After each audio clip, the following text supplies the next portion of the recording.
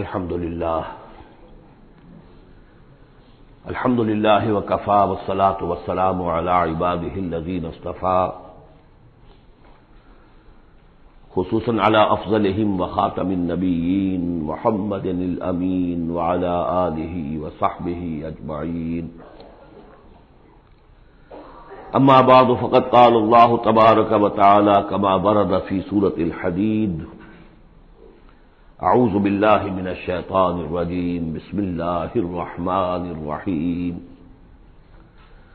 سبح للہ ما فی السماوات والارض وهو العزیز الحکیم لہ ملک السماوات والارض یحیی ویمیت وهو علی کل شیء قدیر هو الاول والآخر والظاہر والباطن وهو بكل شيء علیم صدق اللہ العظیم رب اشرح لي صدری ویسر لي امری واحلل عقدۃ من لسانی یفقهوا قولی اللهم ربنا الہمنا رشدنا واعذنا من شرور انفسنا اللهم ارنا الحق حقا وارزقنا اتباعه وارنا الباطل باطلا وارزقنا اجتنابه اللهم وفقنا لما تحب وترضى وتقبل منا فإنك خير المتقبلين اللهم ارحمنا بالقرآن العظيم واجعله لنا إماما ونورا وهدى ورحمة اللهم ذكرنا منه ما نسينا وعلمنا منه ما جهلنا وارزقنا تلاوته آناء الليل وأطراف النهار واجعله لنا حجة يا رب العالمين آمين۔ سورہ حدید سے قرآن حکیم میں جو مکی اور مدنی صورتوں کے 7 گروپ ہیں ان میں سے چھٹے گروپ کی مدنی صورتوں کا آغاز ہو رہا ہے۔ یہ مقام اس اعتبار سے بہت اہم ہے کہ ایک تو یہ کہ پورے قرآن مجید میں تعداد کے اعتبار سے مدنی صورتوں کا یہ سب سے بڑا گلدستہ ہے۔ سورہ حدید سے شروع ہو کر جو 27ویں پارے کی آخری صورت ہے، پھر سورہ تحریم تک کہ جو 28ویں پارے کی آخری صورت ہے، یہ مسلسل صورتیں ہیں 10۔ اگرچہ حجم کے اعتبار سے یہ زیادہ نہیں ہے، 1.25 پارے سے بھی کم، لیکن صورتوں کی تعداد کے اعتبار سے یہ مدنی صورتوں کا سب سے بڑا گلدستہ ہے قرآن حکیم میں۔ اس لیے کہ ذہن میں تازہ کر لیجئے، پہلے سورہ بقرہ، آل عمران، سورہ نساء، سورہ مائدہ، اگرچہ 6.25 پارے لیکن صورتیں تو 4 ہی تھیں۔ پھر سورہ انفال، سورہ توبہ 2 صورتیں، پھر سورہ نور 1 صورت، پھر سورہ احزاب 1 صورت، پھر 3 صورتیں سورہ محمد صلی اللہ علیہ وسلم، سورہ فتح اور سورہ حجرات، یہ 10 صورتیں۔ دوسری نمایاں بات ان کی یہ ہے کہ ان میں سے 5 صورتیں وہ ہیں جن کا آغاز ہوتا ہے سبح للہ یا یسبح للہ کے الفاظ سے۔ تسبیح کرتی ہے اللہ کی ہر شے جو آسمانوں میں ہے اور ہر شے زمین میں ہے، اور یہ تسبیح کا ذکر فعل ماضی میں بھی ہے، فعل مضارع میں بھی ہے، اور فعل مضارع عربی زبان میں حال اور مستقبل دونوں کو کور کرتا ہے۔ تو گویا کہ زمان و مکان کا پورا احاطہ ہو گیا کہ جو کچھ آسمانوں میں ہے اور جو کچھ زمین میں ہے وہ اللہ کی تسبیح بیان کر رہا ہے، ہمیشہ سے، اب بھی کر رہا ہے اور ہمیشہ کرے گا۔ ان صورتوں کا ایک خصوصی پھر نام ہے، ان میں سے المسبحات، وہ صورتیں یہ جو تسبیح باری تعالیٰ کے ذکر سے شروع ہوتی ہے۔ اس میں شامل کرتے ہیں بعض لوگ سورۃ الاعلیٰ کو بھی، سبح اسم ربک الاعلیٰ، لیکن وہاں وہ حکم کی صورت میں ہے۔ یہ مسبحات جو ہیں اس گروپ میں ان کی خصوصی شان ہے۔ تیسری بات جو کہ مضامین کے اعتبار سے ہے، بلکہ زمانہ نزول کے اعتبار سے پہلے سمجھ لیجئے۔ پہلی بات میں نے عرض کی کہ قرآن حکیم میں مدنی صورتوں کا تعداد سور کے لحاظ سے سب سے بڑا گلدستہ، ان میں سے 5 مسبحات۔ تیسری بات یہ کہ ان سب کا باستثناء واحد زمانہ نزول جو ہے وہ حضور صلی اللہ علیہ وسلم کا جو مدنی دور ہے سیرت مبارکہ کا، اس کا نصف آخر ہے، یعنی سن 5 کے بعد نازل ہوئی ہے، سوائے ایک صورت کے، تو آ جائے گی سامنے۔ باقی جو 9 صورتیں ہیں یہ سب کی سب بات کی ہے۔ اس سے جو متعلق بنتی ہے بات وہ یہ ہے کہ اس زمانے میں مسلمانوں میں جوش جہاد، ذوق شہادت، جذبہ انفاق، بحیثیت مجموعی اس میں کچھ کمی آ گئی تھی۔ یہ کمی میں پہلے بھی اشارہ کر چکا ہوں کہ معاذ اللہ اس اعتبار سے نہیں ہوئی کہ سابقون الاولون کے ذوق میں اور شوق میں اور جذبے میں کمی آ گئی، لیکن چونکہ تعداد بڑھی مسلمانوں کی، اور اب اکثریت ان لوگوں کی تھی کہ جو ایمان لائے ہیں ہجرت کے بعد، ان کی اس طرح کی تربیت تو نہیں ہوئی جیسے کہ مکے والوں کی ہوئی تھی 12 برس تک۔ اس اعتبار سے اوسط جب نکالیں گے تو اوسط کے اعتبار سے یقیناً ادھر کچھ اب اسمحلال کے آثار تھے۔ یہ آیت سورہ انفال میں بھی آ چکی ہے، الآن فیکم ضعف، اب تمہارے اندر کچھ کمزوری آ گئی ہے۔ پہلے تم ایک مومن 10 کافروں پر بھاری ہو سکتا تھا، اب ہم 1 کے مقابلے میں 2 پر فتح دیں گے۔ یہ بات سورہ انفال میں آ چکی ہے، لیکن یہاں خاص طور پر نوٹ کیجئے کہ ان تمام صورتوں کے پس منظر میں وہ اضمحلال ہے۔ نتیجہ یہ ہے کہ ان تمام صورتوں میں مسلمانوں کو جیسے کہ جھنجھوڑا جا رہا ہے، تمہیں کیا ہو گیا؟ سورہ صف میں آپ دیکھیں گے یا ایھا الذین آمنوا لم تقولون ما لا تفعلون، کیا ہو گیا تمہیں؟ کیوں کہتے ہو جو کرتے نہیں ہو؟ اسی سورہ حدید میں آئے گا وما لکم لا تؤمنون باللہ، تمہیں کیا ہو گیا؟ اللہ پر ایمان پختہ کیوں نہیں رکھتے؟ وما لکم الا تنفقوا فی سبیل اللہ، تمہیں کیا ہو گیا ہے؟ اللہ کے راہ میں خرچ کیوں نہیں کرتے؟ اسی طرح سورہ جمعہ میں وَإِذَا رَأَوْا تِجَارَةً أَوْ لَهْوًا انفضوا إِلَيْهَا وَتَرَكُوكَ قَائِمًا، تو گرفت کا پہلو ہے، پکڑ کا، اور جھنجوڑا جا رہا ہے۔ اس میں یقیناً روح سخن منافقین کی طرف بھی ہے، لیکن بحیثیت مجموعی ان صورتوں میں جو اصل خطاب ہے وہ منافقین سے نہیں ہے۔ منافقین کے موضوع پر ایک مکمل صورت بھی ہے، اور سورہ حدید میں بھی اس مرض کا جو ہے اس کی پیتھولوجی پورے طور سے بیان کی گئی ہے، مرض پیدا کیسے ہوتا ہے۔ لیکن یہ ہے کہ عام طور پر جو روح سخن ہے وہ ضعفاء کی طرف ہے، کمزور مسلمان، منافق نہیں، یعنی جن کا ایمان اتنا قوی نہیں ہے کہ ہر چہ باد آباد۔ اور یہ میں آپ سے عرض کر چکا ہوں، یہ فرق تو شروع سے بھی تھا۔ السابقون الاولون من المہاجرین والانصار والذین اتبعوہم باحسان رضی اللہ عنہم ورضوا عنہ، اس درجے کے لوگوں میں بھی سب کے سب ایک جیسے تو نہیں تھے، وہ درجات تو بلند ترین ہے، رضی اللہ عنہم ورضوا عنہ، تو فرق تو تھا۔ اور اگر حفظ مراتب نہ کنی زندگی، تو ان درجات کا جب تک کہ آپ لحاظ نہ رکھیں اور نہ سمجھیں تو بات سمجھ میں نہیں آئے گی۔ اس پہلو سے یہاں اصل خطاب جو منافقین سے نہیں ہے، یعنی یہ سورہ نساء اور سورہ توبہ اس کا جو رنگ ہے اس میں اصل خطاب منافقین سے ہے، یہاں وہ بات نہیں ہے، ضعفاء، کمزور۔ اس اعتبار سے آج کے مسلمانوں کے لیے اہم ترین حصہ قرآن حکیم کا یہ 10 صورتیں ہیں۔ آج کا ایک مسلمان ان 10 صورتوں کو سمجھ لے جو گویا پورے قرآن کا خلاصہ اس کو مل جائے گا۔ ایک تو اس اعتبار سے بھی کہ جیسے میں نے عرض کیا نفاق کا مضمون آیا سورہ نساء میں، سورہ مائدہ میں، سورہ توبہ میں، اور بھی صورتوں میں آیا، سورہ قتال سے شروع ہو گیا۔ لیکن یہ کہ ایک چھوٹی سی صورت ہے 11 آیتوں کی اس مجموعے میں، سورۃ المنافقون، وہ خلاصہ ہے اس پوری بحث کا۔ ایمان کی بحث تو مکی صورتوں میں 2/3 قرآن مکی صورتوں پہ مشتمل ہے۔ اب اس میں التذکیر میں آلاء اللہ جو ہے وہ نکال دیجئے تو ساری بحث ایمان ہی کی تو ہے، توحید کی، آخرت کی، معاد کی، باعث بعد الموت کی، رسالت کی۔ اتنی لمبی چوڑی بحث کو سورہ تغابن 18 آیات پر مشتمل ایک صورت ہے، واقعہ یہ ہے کہ خلاصہ نکال دیا گیا، اتر کشید کر کے رکھ دیا گیا۔ تو ایک تو اس اعتبار سے بھی کہ اگر ان صورتوں کو سمجھ لیا جائے تو پورے قرآن کا خلاصہ سمجھ لیجئے کہ ان میں موجود ہے، سوا پارہ ہے، سوا پارے سے بھی کم ہے۔ اور دوسرے اس اعتبار سے کہ آج جو ہم مسلمان ہیں تو ہم تو در حقیقت نسلی مسلمان ہیں کہ ہم چونکہ بائی ایکسیڈنٹ آف برتھ،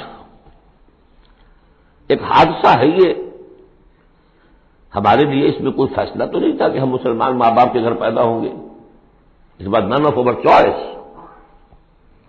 اللہ نے ہمیں پیدا کر دیا مسلمان ماں باپ کے گھر، تو ہم نے اللہ، رسول، آخرت، نماز، روزہ یہ بچپن ہی سے سیکھ لیا۔ لیکن وہ ایمان، قلبی یقین والا ایمان، وہ تو شاذ ہی کسی کو نصیب ہوتا ہے۔ ڈھونڈ اب اس کو چراغ رخ زیبا لے کر، لہذا ہماری عظیم اکثریت اس وقت منافق بھی نہیں ہے، ہم دھوکہ دینے کے لیے تو نہیں ایمان لائے ہم، الحمدللہ منافق اس معنی میں نہیں ہے۔ تو ہماری عظیم اکثریت جو ہے وہ اس کیٹیگری میں فال کرتی ہے جو سورہ حجرات میں ہم پڑھ آئے ہیں، قالت الاعراب آمنا قل لم تؤمنوا ولكن قولوا اسلمنا ولما يدخل الايمان في قلوبكم، اور وہاں میں بتا چکا وہ منافقین کا تذکرہ نہیں ہے، اس لیے کہ آگے فرما دیا وَإِن تُطِيعُوا اللَّهَ وَرَسُولَهُ لَا يَلِتْكُم مِّنْ أَعْمَالِكُمْ شَيْئًا، حالانکہ بہت بڑے علماء بھی اس مغالطے میں مبتلا ہو گئے، منافقین کا تذکرہ وہ نہیں ہے، وہ مسلمان کے جو مسلمان ہیں بس ہیں مسلمان، چاہے اس وجہ سے ہے کہ پورا قبیلہ اسلام لا رہا تھا تو چلو بھائی اب چلو ہم بھی ایمان لے آئے، اور چاہے اس وجہ سے کہ ہم مسلمان ماں باپ کے گھر پیدا ہو گئے، کوئی ڈفرنس نہیں ہے، لیکن نیت دین کی کوئی دھوکہ دینا نہیں ہے۔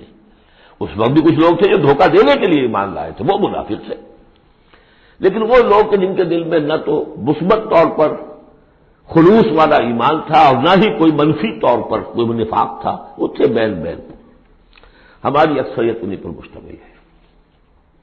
لہذا ہمارے اعتبار سے یہ قرآن حکیم کا جامع ترین اہم ترین حصہ ہے، اور یہی وجہ ہے کہ جس میں نے مطالعہ قرآن حکیم کے منتخب نصاب کا بار بار حوالہ دیا ہے، اس گروپ میں سے اس کی کئی صورتیں پوری شامل ہیں، اس کا جو چھٹا حصہ وہ صرف سورہ حدید پر مشتمل ہے جو ابھی ہم شروع کریں گے، باقی سورہ جمعہ، سورہ صف، سورہ منافقون، سورہ تغابن، پھر سورہ تحریم کا، یہ ساری چیزیں ہماری یعنی تقریباً 5 غالباً صورتیں ان 10 میں سے ہمارے اس منتخب نصاب میں شامل ہیں۔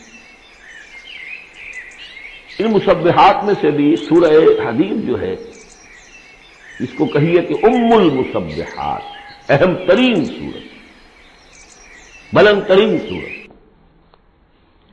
اور میں تحدیثاً للنعمہ عرض کر رہا ہوں کہ بارہا میں نے یہ کہا ہے کہ اللہ کا بہت بڑا فضل و کرم مجھ پر ہوا ہے کہ میں یہ بھی کہہ سکتا ہوں کہ اللہ نے یہ سورت مجھے عطا فرمائی ہے، اس پر میرا غور و فکر، سوچ بچار 50s سے شروع ہو چکا تھا، آج سے 40 سال سے بھی پہلے، اور اللہ تعالیٰ نے مجھے انشراح دیا اس صورت کے بارے میں، اور اس کے حوالے سے اب اس کے دروس میرے 15 گھنٹے پر بھی ہیں، اس کے بھی کیسٹس ہیں، اس کے بھی ویڈیوز ہیں، ظاہر بات ہے کہ مجھے اس وقت 1 گھنٹے میں اس کو مکمل کرنا ہے، اس میں جو مباحث ہیں عظیم، ان میں سے تو ایک چاہتا ہے کہ عظیم لیکچر اس پر ہو، بہرحال آج جتنا کچھ بھی ہو سکے گا ہوگا، باقی اس سے اگر آپ میں شوق پیدا ہو جائے تو ایک تو یہ کہ 6 گھنٹے کے شاید ہے یا 5 گھنٹے کے کیسٹ بھی ہیں اس کے، اور یہ کہ 15 گھنٹے کے کیسٹ بھی ہیں اور ویڈیوز بھی ہیں غالباً اس کے، بہرحال چلیے بس اس لیے تمہید کافی، اس سے زیادہ وقت ہم صرف نہیں کر سکتے۔ سبح للہ ما فی السماوات والارض، تسبیح کرتی ہے اللہ کی ہر وہ شے جو آسمان میں ہے اور زمین میں ہے، وہو العزیز الحکیم، اور وہ زبردست ہے کمال حکمت والا۔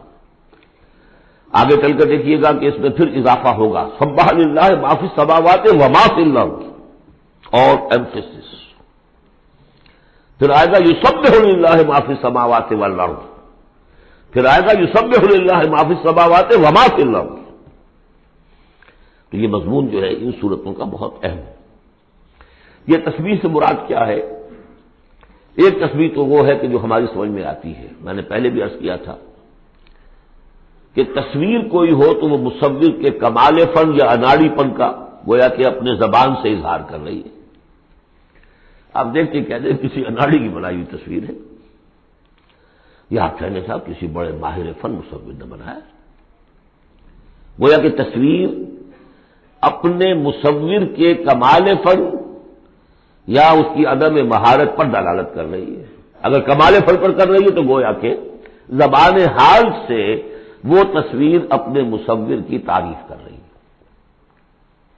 اس معنی میں کائنات کا ذرہ ذرہ اپنے وجود سے گواہی دے رہا ہے، میرا پیدا کرنے والا، میرا صانع، میرا خالق، میرا باری، میرا مصور ہر عیب سے پاک ہے، ہر نقص سے پاک ہے. ایک ہستی کامل ہے، اس کے علم میں، اس کی قدرت میں، اس کی حکمت میں کہیں کوئی کمی نہیں. یہ تسبیح حالی ہے، زبان حال سے. اور جیسے کہ سورہ بنی اسرائیل میں ہم دیکھ آئے ہیں، یہ بھی ہو سکتا ہے کہ اللہ نے ہر ایک شے کو زبان دی ہو. سورہ حامیم سجدہ میں بھی الفاظ آئے، ہمارے ہاتھ پاؤں کہیں گے الیوم انطقنا اللہ الذی انطق کل شیء. آج ہمیں اس اللہ نے زبان دے دی، اس نے ہر شے کو زبان دی ہے، تو ہر شے کی بھی زبان ہو سکتی ہے. اور سورہ بنی اسرائیل میں تھا وَإِن مِّن شَيْءٍ إِلَّا يُسَبِّحُ بِحَمْدِهِ وَلَٰكِن لَّا تَفْقَهُونَ تَسْبِيحَهُمْ.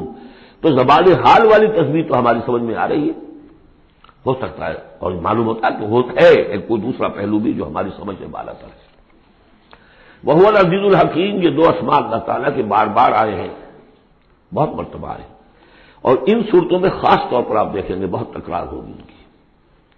اس کی وجہ کیا ہے کہ ایک تو یہ کہ یہ دو اسماء جو ہیں اس اعتبار سے ان کا جوڑا جو ہے معنوی اعتبار سے بہت اہم ہے. العزیز وہ ہستی کہ جس کا اختیار مطلق ہے، لیکن ہمارا تصور یہ ہے کہ جہاں اختیار زیادہ آ جاتا ہے کرپشن آ جاتی ہے. چنانچہ پولیٹیکل سائنس کا تو ایکسیوم ہے، یہ فارمولا ہے، authority tends to corrupt and absolute authority corrupts absolutely. لہذا ساری جو کوشش ہوتی ہے دستور بنایا جاتا ہے چیکس اینڈ بیلنسز. جہاں اختیار ہے وہاں پہ کوئی چیکس اینڈ بیلنسز بھی ہونے چاہیے. اللہ پر کوئی چیک اینڈ بیلنس ہو ہی نہیں سکتا، کس کا ہوگا؟ تو وہ اختیار مطلق العزیز، اس کو بیلنس جو شے کر رہی وہ الحکیم بھی ہے، اس کی حکمت بھی کامل ہے. اس کا کوئی فعل، اس کا کوئی فیصلہ، اس کا کوئی عمل حکمت سے خالی نہیں. یہ دونوں گویا کہ ایک دوسرے کے ساتھ ہے، العزیز الحکیم.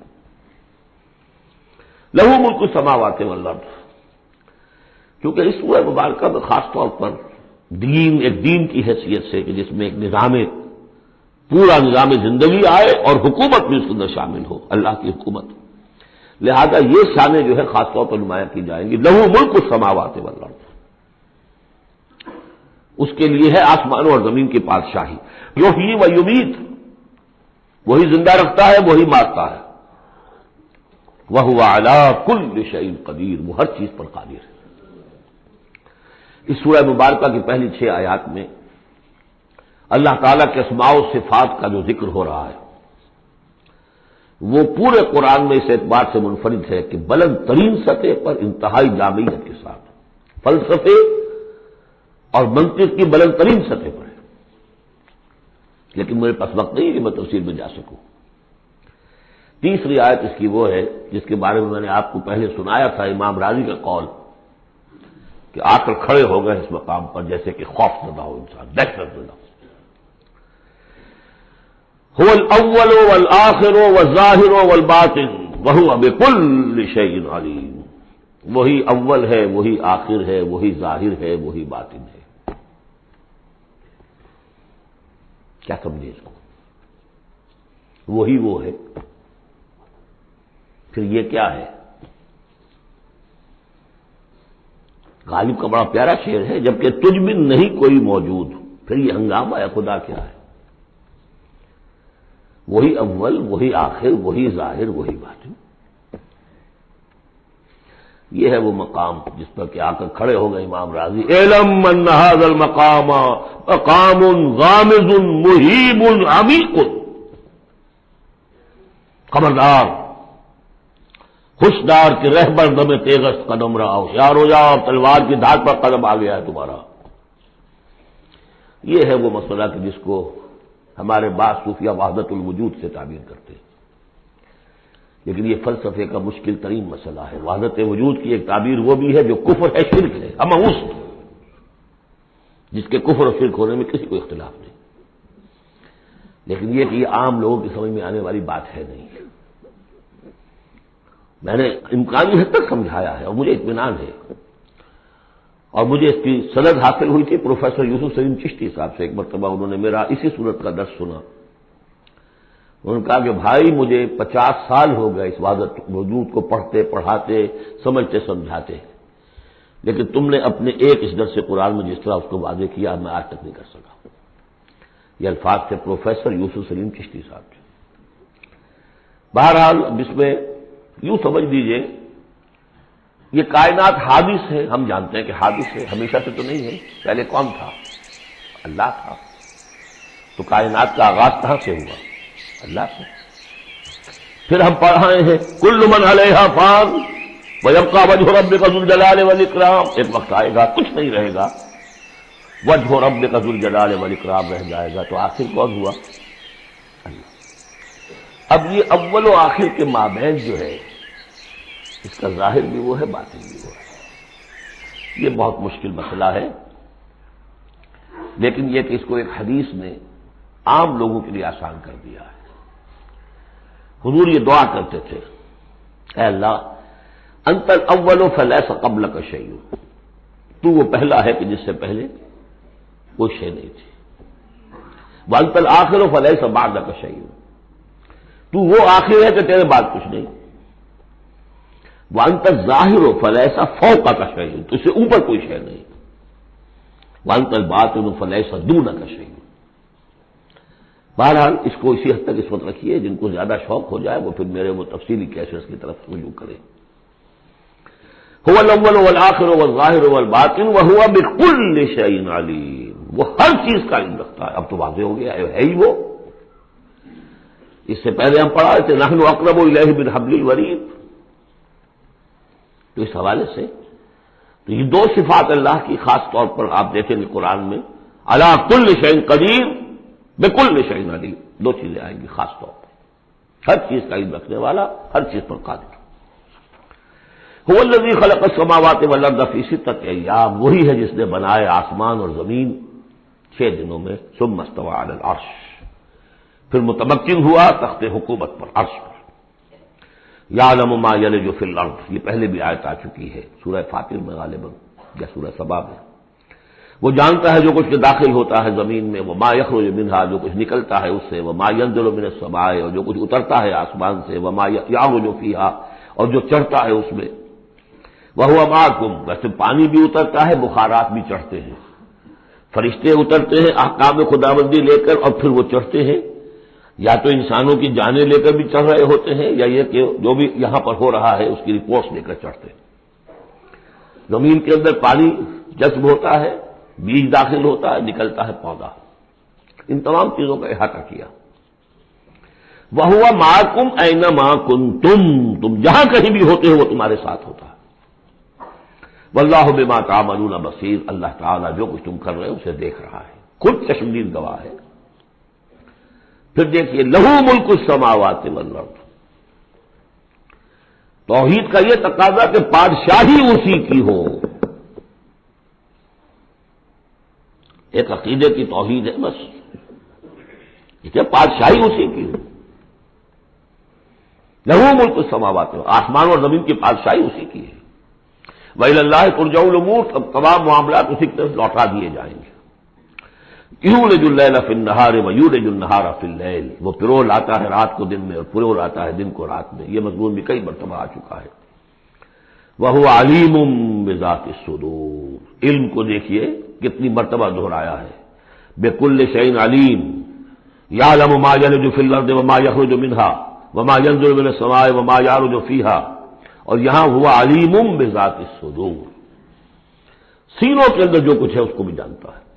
یہ 6 آیات ہیں، یہ پہلا حصہ ہے سورۃ مبارکہ کا، اور یہ شاندار تمہید بری آگاہ ہو جاؤ کس کا کلام پڑھ رہے ہو، کس سے ہم کلام ہو، ہوشیار کہ رہ برد میں تیغست قدم را۔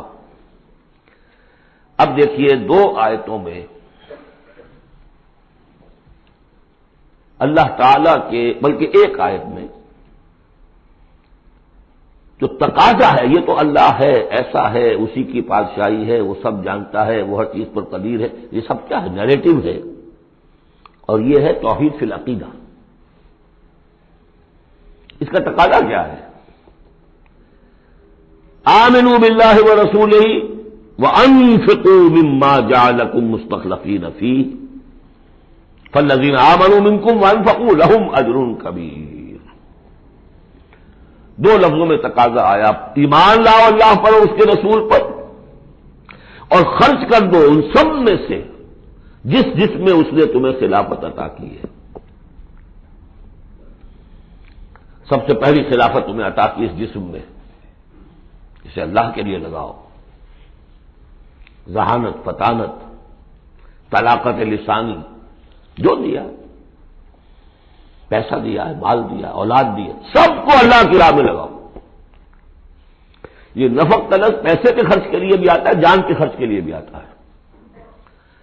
نفقت الدراہم، پیسے ختم ہو گئے، نفق الفرس، گھوڑا مر گیا، تو نفق طلب دونوں کے لیے آتا ہے۔ تو انفقوا مما جعلکم مستخلفین فیہ، جس چیز میں تمہیں استخلاف عطا کیا ہے لگاؤ، خرچ کرو، صرف کر دو۔ یہ دو تقاضے ہیں۔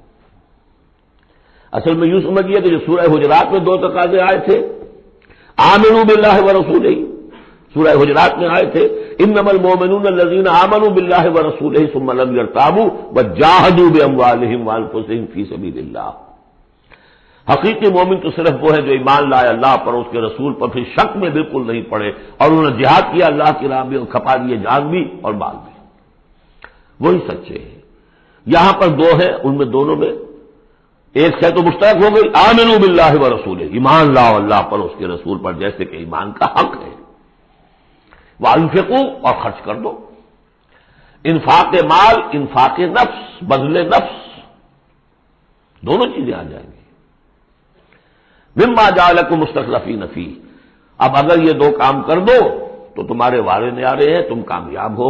فالذین آمنوا منکم وانفقوا لہم اجر کبیر، تو جو تم میں سے یہ دو تقاضے پورے کر دیں، ایمان لائے جیسے کہ ایمان کا حق ہے، یقین والا ایمان، اور انفاق کر دیں، خرچ کر دیں، لگا دیں، کھپا دیں، اپنے آپ کو بھی اور اپنی تمام جو بھی کچھ اپنی ملکیت ہے، جو اوساد و سامان ہے، لہم اجر کبیر۔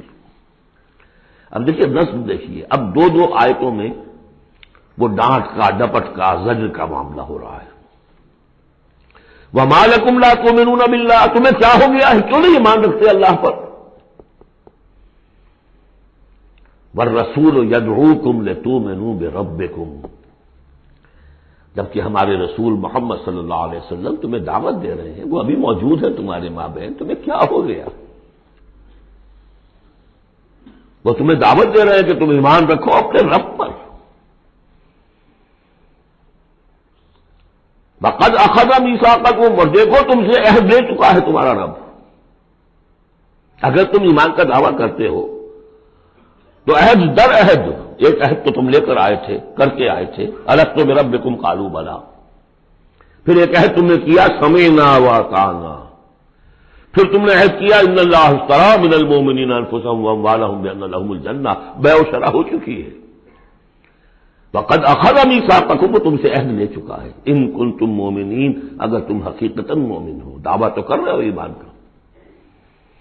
ساتھ ہی اب راستہ بتا دیا، اگر تم اپنی گریبان میں جھانکو اور محسوس کرو کہ وہ یقین والا ایمان تو نہیں ہے، اندر تو کچھ خلاصہ ہے، اللہ کرے کہ ہمیں اس کا احساس ہو جائے، اپنی گریبانوں میں جھانکیں۔ اسلام تو ہے، اللہ کا شکر ہے، جو یہاں آئے ہوئے ہیں، دور دور سے آئے ہوئے ہیں، تو اسلام تو ہے، روزہ نماز تو ہے، لیکن اپنے اندر جھانکے وہ ایمان، یقین والا ایمان۔ اگر احساس ہو جائے کہ نہیں ہے تو معلوم ہونا چاہیے کہاں سے ملے گا یہ۔ هو الذی ينزل على عبده آیات بینات لیخرجکم من الظلمات الی النور، وہی تو ہے جو اپنے رب اپنے بندے پر صلی اللہ علیہ وسلم یہ آیات بینات نازل کر رہا ہے تاکہ نکالے تمہیں اندھیروں سے روشنی کی طرف۔ گویا کہ ایمان حقیقی، یقین والے ایمان کا منبع، سرچشمہ، اس کی سورس یہ ہے اللہ کی کتاب۔ اسے پڑھو، سمجھ کر پڑھو، تدبر کرو، غور و فکر کرو، محسوس کرو گے کہ تمہارے اندر ایک ہلچل ہے، تمہاری فطرت کے تار، یہ قرآن چھیڑے گا انہیں، نغمے بیتاب ہے تاروں سے نکلنے کے لیے، ایک ذرا چھیڑ تو دے زخمہ مضراب حیات، اور اس سے خود تمہارے اندر سے ابھر کر ایمان اندر سے ابھرے گا، تمہارے اندر ہے، سویا ہوا ہے، تمہاری روح میں ہے، ڈورمنٹ ہے، صرف ایکٹیویٹ کرنے کی بات ہے، اور یہ آیات قرآنیہ انہیں ایکٹیویٹ کرتی ہیں۔ هو الذی ينزل على عبده آیات بینات لیخرجکم من الظلمات الی النور وان اللہ بکم لرؤوف رحیم، اور یقیناً اللہ تمہارے حق میں بہت رؤوف اور رحیم ہے۔ اب آپ نے دیکھ لیا سورس جو ہے اس ایمان کا وہ کیا ہے، قرآن۔ سورہ شورى میں ہم دیکھ آئے ہیں خود حضور کو کہاں سے ملا، وَكَذَلِكَ أَوْحَيْنَا إِلَيْكَ رُوحًا مِّنْ أَمْرِنَا مَا كُنْتَ تَدْرِي مَا الْكِتَابُ وَلَا الْإِيمَانُ وَلَكِنْ جَعَلْنَاهُ نُورًا نَّهْدِي بِهِ مَن نَّشَاءُ مِنْ عِبَادِنَا۔ اے نبی، آپ کو تو معلوم نہیں تھا کتاب کسے کہتے ہیں، شریعت کسے کہتے ہیں، نہ آپ تورات سے واقف، نہ آپ انجیل سے واقف، آپ تو مکے کے امیین میں سے تھے۔ ایمان کسے کہتے ہیں؟ وَلَكِنْ جَعَلْنَاهُ، اس قرآن کو ہم نے نور بنا کر آپ پر اتارا ہے، وہ ایمان جو ہے اب آپ کا باطن اس سے جگمگا اٹھا ہے، اب آپ جو ہے گویا کہ اب روشنی کا مینار ہیں، اب آپ ہدایت دیں گے سیدھے راستے کی طرف۔ اسی کو مولانا ظفر علی خان نے کہا ہے بہت خوبصورتی لیکن بہت سادگی سے، وہ جنس نہیں ایمان جسے لے آئیں دکانیں فلسفہ سے، ڈھونڈے سے ملے گی عاقل کو یہ قرآن کے سپاہوں۔ اچھا، ایک بات تو ہو گئی کہ تم ایمان کیوں نہیں تمہارا پختہ کیوں نہیں ہے، یہ دل میں یقین ایمان کیوں لیے پھر رہے ہو، یہ شکوک و شبہات کے کانٹے جس میں چبھے ہوئے ہیں اس ایمان کے ساتھ گزارا کیوں کر رہے ہو؟ اگر اس میں کمی ہے تو پہلے اس کمی کو پورا کرو، چھوڑ دو دھندے، کچھ دن نکال لو، 1 سال نکال لو اپنی زندگی میں سے کہ کم سے کم اتنی عربی سیکھ لیں کہ یہ قرآن ہمارے دلوں کے تاروں کو چھیڑ سکے۔ وہ اسی وقت ہوگا تیرے ضمیر پہ جب تک نہ ہو نزول کتاب، گرہ کشا ہے درازی نہ صاحب کشاف۔ انسپیریشن قرآن سے ترجمے سے نہیں مل سکتی، ناممکن ہے۔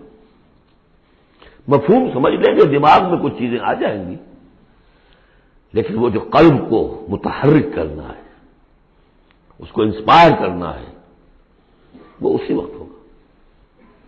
اب دوسری ڈانٹ، وَمَا لَكُمْ أَلَّا تُنفِقُوا فِي سَبِيلِ اللَّهِ، تمہیں کیا ہو گیا، خرچ کیوں نہیں کرتے اللہ کی راہ میں؟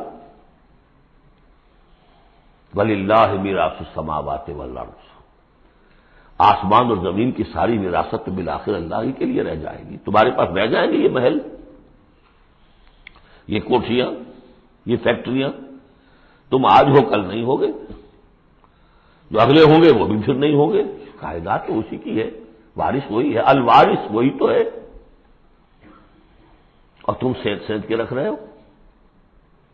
وَمَا لَكُمْ أَلَّا تُنفِقُوا فِي سَبِيلِ اللَّهِ، اور انفاق میں نوٹ کر لیجیے، میں بتا چکا ہوں کہ انفاق کے اندر انفاق مال بھی ہے، انفاق نفس بھی ہے، بذل نفس، جان کھپانا، وہ واضح ہو جائے گا۔ وَلِلَّهِ مِيرَاثُ السَّمَاوَاتِ وَالْأَرْضِ لَا يَسْتَوِي مِنكُم مَّنْ أَنفَقَ مِن قَبْلِ الْفَتْحِ وَقَاتَلَ، برابر نہیں ہے تم میں سے وہ جنہوں نے انفاق کیا اور قتال کیا فتح سے پہلے، قتال آ گیا، جان کھپانے کے لیے میدان میں آئے۔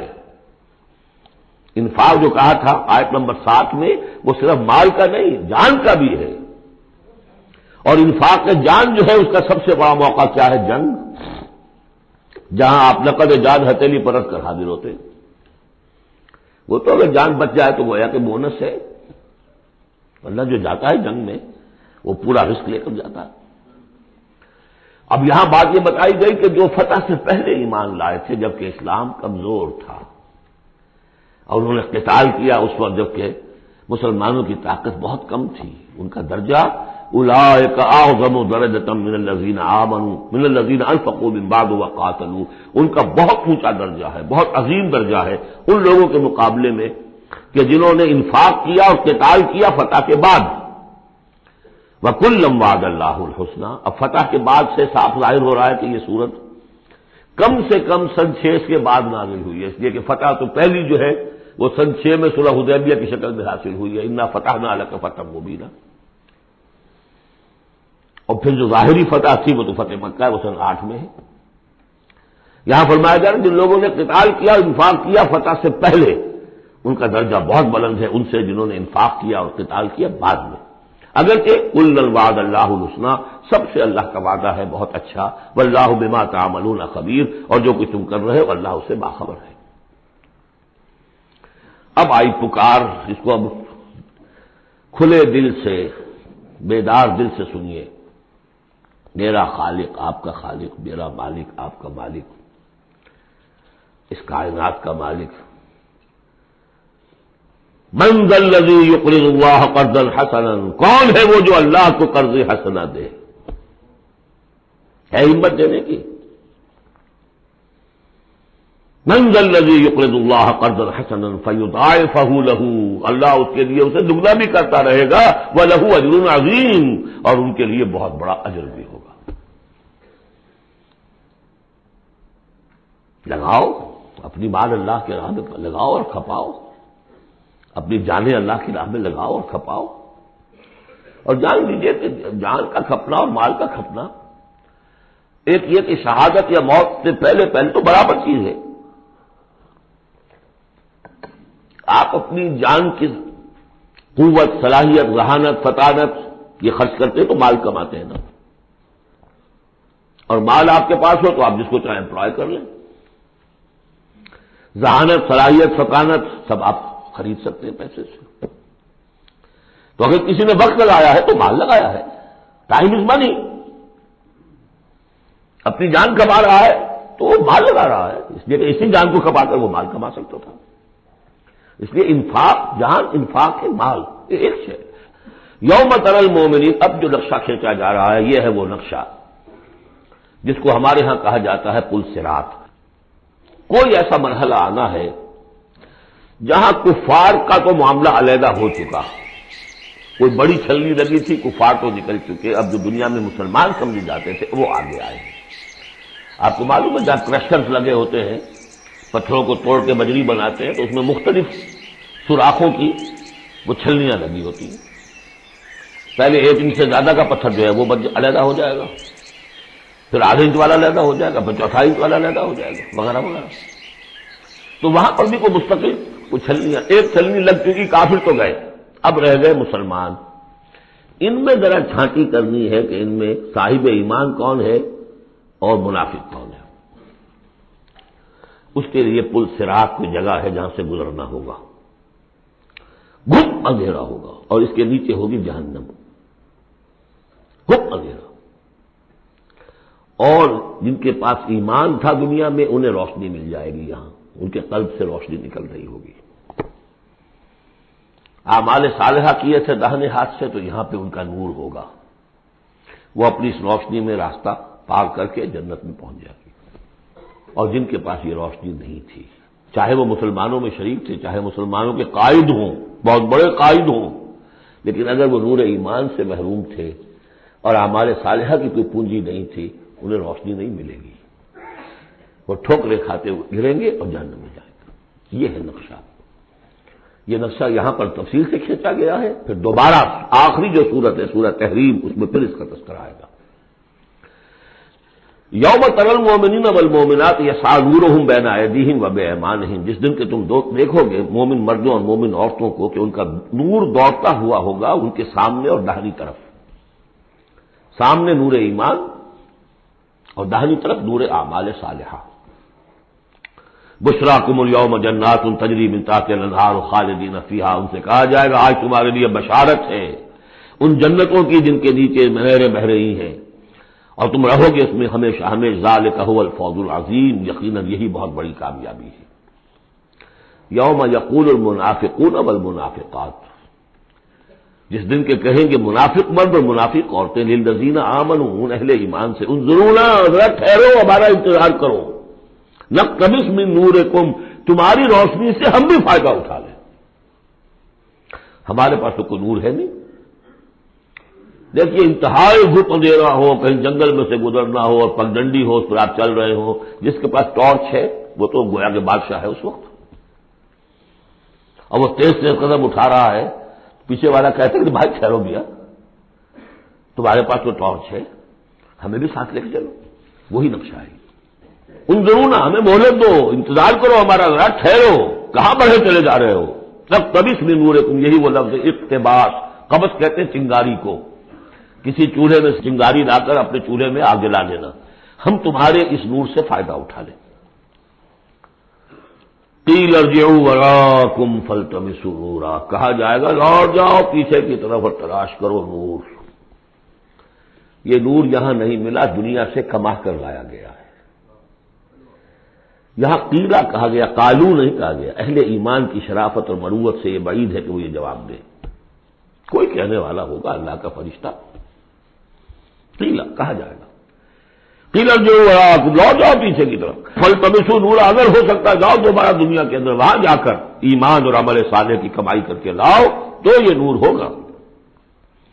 فضرب بینہم بسور لہ باب، اور اتنے عرصے میں ان کے درمیان ایک فصیل حائل کر دی جائے گی جس میں ایک دروازہ ہوگا، باطنہ فیہ الرحمہ، اس فصیل کے اندر کی طرف رحمت ہوگی، وظاہرہ من قبلہ العذاب، اور اس کے باہر کی طرف عذاب الہی کا نزول شروع ہو جائے گا۔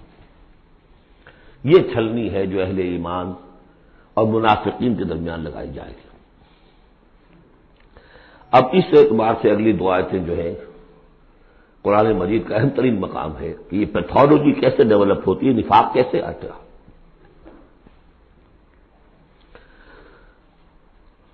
ینادونہم الم نکن معکم، وہ منافق کہیں گے اے مسلمانوں کیا ہم تمہارے ساتھ میں تھے؟ تمہارے ساتھ مسجد نبوی میں ہم نمازیں پڑھتے تھے، عیدیں پڑھتے تھے، ہم تمہارے ساتھ تھے۔ الم نکن معکم، کیا ہم تمہارے ساتھ میں تھے؟ قالوا بلا، اب وہ کہیں گے ہاں تھے تو ہمارے ساتھ کیوں نہیں تھے؟ ولکنکم فتنتم انفسکم، تم نے اپنے آپ کو فتنے میں ڈالا۔ فتنہ کیا ہے؟ انما اموالکم واولادکم فتنہ، مال اور اولاد سے ضرورت سے زیادہ محبت، اگر اللہ اور اس کے رسول اور اس کی راہ میں جہاد سے زیادہ محبت ہے اہل و عیال سے اور مال سے، تم نے اپنے آپ کو اپنے ہاتھوں فتنے میں ڈال دیا۔ یہاں ذرا وہ آیت ہم یاد کر لیجئے جو سورہ توبہ میں ہم پڑھا ہے، آیت نمبر 24، قل ان کان آباؤکم وابناؤکم واخوانکم وازواجکم وعشیرتکم واموال اقترفتموها وتجارة تخشون كسادها ومساكن ترضونها احب اليكم من الله ورسوله وجهاد في سبيله فتربصوا حتى ياتي الله بامره والله لا يهدي القوم الفاسقين۔ اے نبی ان سے کہہ دیجئے کہ اگر تمہیں اپنے باپ اور بیٹے اور بھائی اور بیویاں اور رشتہ دار اور وہ مال جو بڑی محنت سے جمع کیے ہیں، وہ تجارت جس کے کساد کا تمہیں اندیشہ رہتا ہے، اور وہ حویلیاں اور محل جو تمہیں بڑے محبوب ہیں، اگر ان 8 چیزوں کی محبت زیادہ ہے تمہارے دل میں اللہ اور اس کے رسول اور اس کی راہ میں جہاد کی محبت سے، تو جاؤ دفع ہو جاؤ، انتظار کرو یہاں تک کہ اللہ اپنا فیصلہ سنا دے۔ یہ ترازو کس نے ٹلٹ کی ادھر؟ یہ 8 والا پلڑا کیوں ہوا نیچے؟ کیوں نہیں یہ 3 والا نیچے گیا؟ یہ تمہارا فیصلہ ہے، اٹ واز یور چوائس، لہذا فتنتم انفسکم، تم نے خود اپنے آپ کو فتنے میں ڈالا، اور یہ فتنے میں جب ڈالا وتربصتم، نتیجہ تربص نکلا، وہی جو آیت ختم ہوئی آیت نمبر 24 سورہ توبہ کی، فتربصوا، گو مگو میں آدمی مبتلا ہو جاتا ہے، چلوں نہ چلوں، بڑھوں نہ بڑھوں، قدم بڑھاتا ہوں تو یہ خطرات آتے ہیں، یہ مصیبتیں آتی ہیں، رک جاتا ہوں تو بات پرس ہوتی ہے، پوچھا جائے گا اچھا چلو جھوٹ بول کے جان بچا لوں گا، اس سے آگے بڑھنا شروع ہوتا ہے بس۔ وَلَٰكِنَّكُمْ فَتَنْتُمْ أَنفُسَكُمْ وَتَرَبَّصْتُمْ وَارْتَبْتُمْ، اور پھر ایک مرحلہ آتا ہے کہ وہ ایمان کی تھوڑی بہت پونجی جو تھی اس میں ریب اور شکوک و شبہات کے کانٹے چڑھنے شروع ہو جاتے ہیں۔ کیا پتہ ہوگی بھی کہ نہیں آخرت؟ یہ دنیا نقد ہے، اس کی لذت نقد، اس کی کلفت نقد، اس کا عیش نقد، اس کی تکلیف نقد۔ پتہ نہیں دنیا ہوگی بھی کہ نہیں، آخرت ہوگی کہ نہیں ہوگی۔ پھر شکوک و شبہات آئیں گے۔ آخری بات وغرتکم الامانی، پھر تمہیں دھوکہ دیا مزید تمہاری خواہشات نے۔ اللہ بڑا بخشنے والا ہے، اللہ پالن ہار ہے، اللہ بخشن ہار ہے، ہم کچھ بھی کریں آخر تیرے محبوب کی امت میں ہے، we are the chosen people of the Lord. غرتکم الامانی، کبھی خیال ہوتا بھی ہے تو یہ تھپکیاں دے دے کر یہ امانی جو ہے یہ سلا دیتی ہے۔ وغرکم باللہ الغرور حتی جاء امر اللہ، یہاں تک کہ اللہ کا فیصلہ آ گیا۔ وغرکم باللہ الغرور، اور تمہیں خوب دھوکہ دیا اللہ کے نام پر اس دھوکے باز نے، شیطان لعین نے۔ یہ سورہ لقمان میں آ چکا ہے۔ فلا یغرنکم الحیات الدنیا ولا یغرنکم باللہ الغرور۔ یہ ہے سٹیجز۔ دنیا، مال، اسباب، اولاد، کاروبار، ان چیزوں میں اتنا انہماک کہ اللہ اور اس کا رسول اور اللہ کی راہ میں جہاد کی جو محبت ہے وہ کمتر ہو جائے۔ یہ نقطہ آغاز ہے۔ یہاں سے تربص سے ریب و شکوک، اور ریب و شکوک سے آگے نفاق۔ فَالْيَوْمَ لَا يُؤْخَذُ مِنْكُمْ فِدْيَةٌ وَلَا مِنَ الَّذِينَ كَفَرُوا، تو آج نہ تم سے کوئی فدیہ قبول کیا جائے گا اور نہ کافروں سے۔ اشارہ کر دیا گیا دنیا میں تم مسلمانوں کے ساتھ تھے، یہاں تمہارا حشر اور کافروں کے ساتھ ہے۔ یہی نفاق کی حقیقت ہے۔ منافق دنیا میں مسلمان شمار ہوتا ہے، قانون میں مسلمان ہے، آخرت میں جا کر پردہ کھولے گا کہ ایمان کی حقیقت تو تھی ہی نہیں، یہ تو ایک عقیدہ تھا، لیے پھرتا تھا، ایک ڈوگما تھا، دل میں وہ بات نہیں تھی۔ وَلَمَّا يَدْخُلِ الْإِيمَانُ فِي قُلُوبِكُمْ، وہ ایمان ابھی تمہارے دلوں میں داخل نہیں ہوا تھا۔ دل کے اندر ایمان نہیں تو نور کہاں سے آ جائے گا؟ اور دل میں ایمان نہیں تو جو نیکی بھی کر رہا ہے وہ دکھاوے کی نیکی ہے، وہ دنیا میں لوگوں کے اندر شہرت حاصل کرنے کی نیکی ہے۔ ہاں ایمان یہاں ہے تو اب نیکی جو ہے اس کے اندر نور ہے۔ فَالْيَوْمَ لَا يُؤْخَذُ مِنْكُمْ فِدْيَةٌ وَلَا مِنَ الَّذِينَ كَفَرُوا مَأْوَاكُمُ النَّارُ وَهِيَ مَوْلَاكُمْ وَبِئْسَ الْمَصِيرُ، اب تو تمہارا ٹھکانہ تو آگ ہی ہے اور وہ بہت برا ٹھکانہ ہے۔ وہی تمہاری مولا ہے، غم خار ہے، دم ساز ہے۔ کوئی اپنا شکوہ شکایت کرنی ہے، کوئی نالا و فریاد، اسی سے کہو جو کچھ کہنا ہے۔ بئس المصیر، اور وہ بہت برا ٹھکانہ ہے۔ اب یہ سب کچھ اگر آپ نے سن لیا تو اب یہ آپ سے ایک اور سوال اللہ تعالیٰ کر رہے ہیں۔ الم یعن للذین آمنوا ان تخشع قلوبہم لذکر اللہ وما نزل من الحق، کیا وقت آ نہیں گیا اہل ایمان کے لیے کہ ان کے دل جھک جائیں اللہ کی یاد میں اور اس کے سامنے کے جو حق میں سے نازل ہو چکا ہے؟ یاد ہے اس قرآن کے بارے میں سورہ بنی اسرائیل میں کیا پڑھا تھا؟ وَبِالْحَقِّ أَنزَلْنَاهُ وَبِالْحَقِّ نَزَلَ، ہم نے اس کو نازل کیا حق کے ساتھ اور یہ نازل ہوا ہے حق کے ساتھ۔ تاخیر، تعویق، یہ کر لوں وہ کر لوں، اس کے بعد بچیوں کے ہاتھ پیلے کرنے ہیں۔ ابھی ذرا بچوں کی تعلیم کا مسئلہ ہے۔ تعلیم کیا؟ دنیا کی تعلیم، تعلیم دنیا کی۔ خود ساری عمر گزار دی ہے جن کوچوں کی سیر کرتے ہوئے انہی کوچوں میں داخل کر رہے ہیں اپنی اولاد کو۔ اور ایسے ایسے لوگ بھی ہیں، ایسے ایسے ناسمجھ لوگ، کچی عمر میں برطانیہ بھیج دیا، امریکہ بھیج دیا، اور پھر روتے ہوئے آتے ہیں بچہ بگڑ گیا، بچے نے یہ کر دیا، بچہ وہ ہو گیا۔ یہ تو حال ہے۔ الم یعن للذین آمنوا ان تخشع قلوبہم لذکر اللہ وما نزل من الحق، کیا وقت آ نہیں گیا؟ کس کے منتظر ہو؟ اہل ایمان کے دل جھک جائیں اللہ کی یاد میں اور اس قرآن کے سامنے۔ ولا یکونوا کالذین اوتوا الکتاب من قبل، نہ ہو جائیں ان لوگوں کے مانند جنہیں کتاب دی گئی تھی پہلے۔ فطال علیہم الامد، تو جب ان پر ایک طویل مدت گزر گئی، فقست قلوبہم، تو ان کے دل سخت ہو گئے۔ یاد ہے سورہ بقرہ کی آیت؟ ثم قست قلوبکم فہی کالحجارۃ او اشد قسوۃ، پتھروں کی طرح سخت، اس سے بھی زیادہ سخت۔ وکثیر منہم فاسقون، اور ان کی اکثریت اب فاسقوں پر، فاجروں پر مشتمل ہے۔ دیکھ لو ایک راستہ وہ ہے، اب بھی نہ مڑو گے، اب بھی نہ توبہ کرو گے، اب بھی نہ باز آؤ گے، تو پھر دیکھ لو نشان عبرت کے طور پر وہ موجود ہے قوم۔ ثم قست قلوبکم فہی کالحجارۃ او اشد قسوۃ۔ اعلموا، اب ساتھ ہی جہاں یہ ذرا ڈانٹ ڈپٹ کا انداز ہے، ہمت افزائی بھی، گھبراؤ نہیں۔ اگر تم یہ محسوس کرتے ہو کہ دل کی زمین، دل کی کھیتی ایمان کے اعتبار سے بنجر ہے، کچھ نہیں اس میں، تب بھی گھبراؤ نہیں، مایوس نہ ہو۔ اعلموا ان اللہ یحیی الارض بعد موتہا، جان لو اللہ کہا زندہ کر دیتا ہے زمین کو اس کے مرنے کے بعد۔ زمین دیکھتے ہو بے آب و گیا بڑی ہوتی ہے، بنجر، بارش برستی ہے تو وہ زندہ ہو جاتی ہے۔ اللہ تمہارے دلوں کی کھیتی کو بھی اثر نو، ایمان کی فصل بخش سکتا ہے، مایوس نہ ہو۔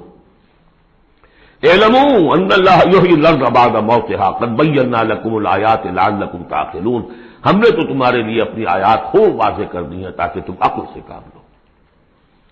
یعنی ہمت نہ ہارو، کوشش کرو۔ کھیتیاں دوبارہ اس کے اندر فصل آ جایا کرتی ہے، بارش برستی ہے، ہاں لیکن کھیتی کے اندر کچھ ہل چلانا پڑتا ہے، بیج ڈالنا پڑتا ہے، مشقت کرنی پڑتی ہے۔ تو یہاں بھی تمہیں ایک حل چلانا ہوگا، وہ حل چلانا کیا ہے؟ یہ مال کی محبت ہے کہ جو اس زمین کے اندر جس نے کہ بنجر بنا دیا ہے اس کو، حل چلاؤ، مال کی محبت نکالو۔ ان المصدقین والمصدقات واقرضوا اللہ قرضا حسنا یضاعف لهم ولهم اجر کبیر، یقیناً صدقہ دینے والے مرد اور صدقہ دینے والی عورتیں، اور جو اللہ کو قرض حسنا دیں، یہ میں بتا چکا ہوں سورہ بقرہ میں جب ہم پڑھ رہے تھے 2 رکوع، کہ اللہ کے لیے، دین کے لیے، اللہ کی رضاجوئی کے لیے خرچ کرنے کی 2 مدیں ہیں۔ ایک انسانوں میں سے غرباء، مساکین، یتیموں، بیواؤں، بیماروں، مسافروں اور مقروضوں کے لیے خرچ کرنا، وہ صدقہ ہے۔ اس لیے زکوٰۃ کو بھی کہا صدقات، انما الصدقات للفقراء والمساکین۔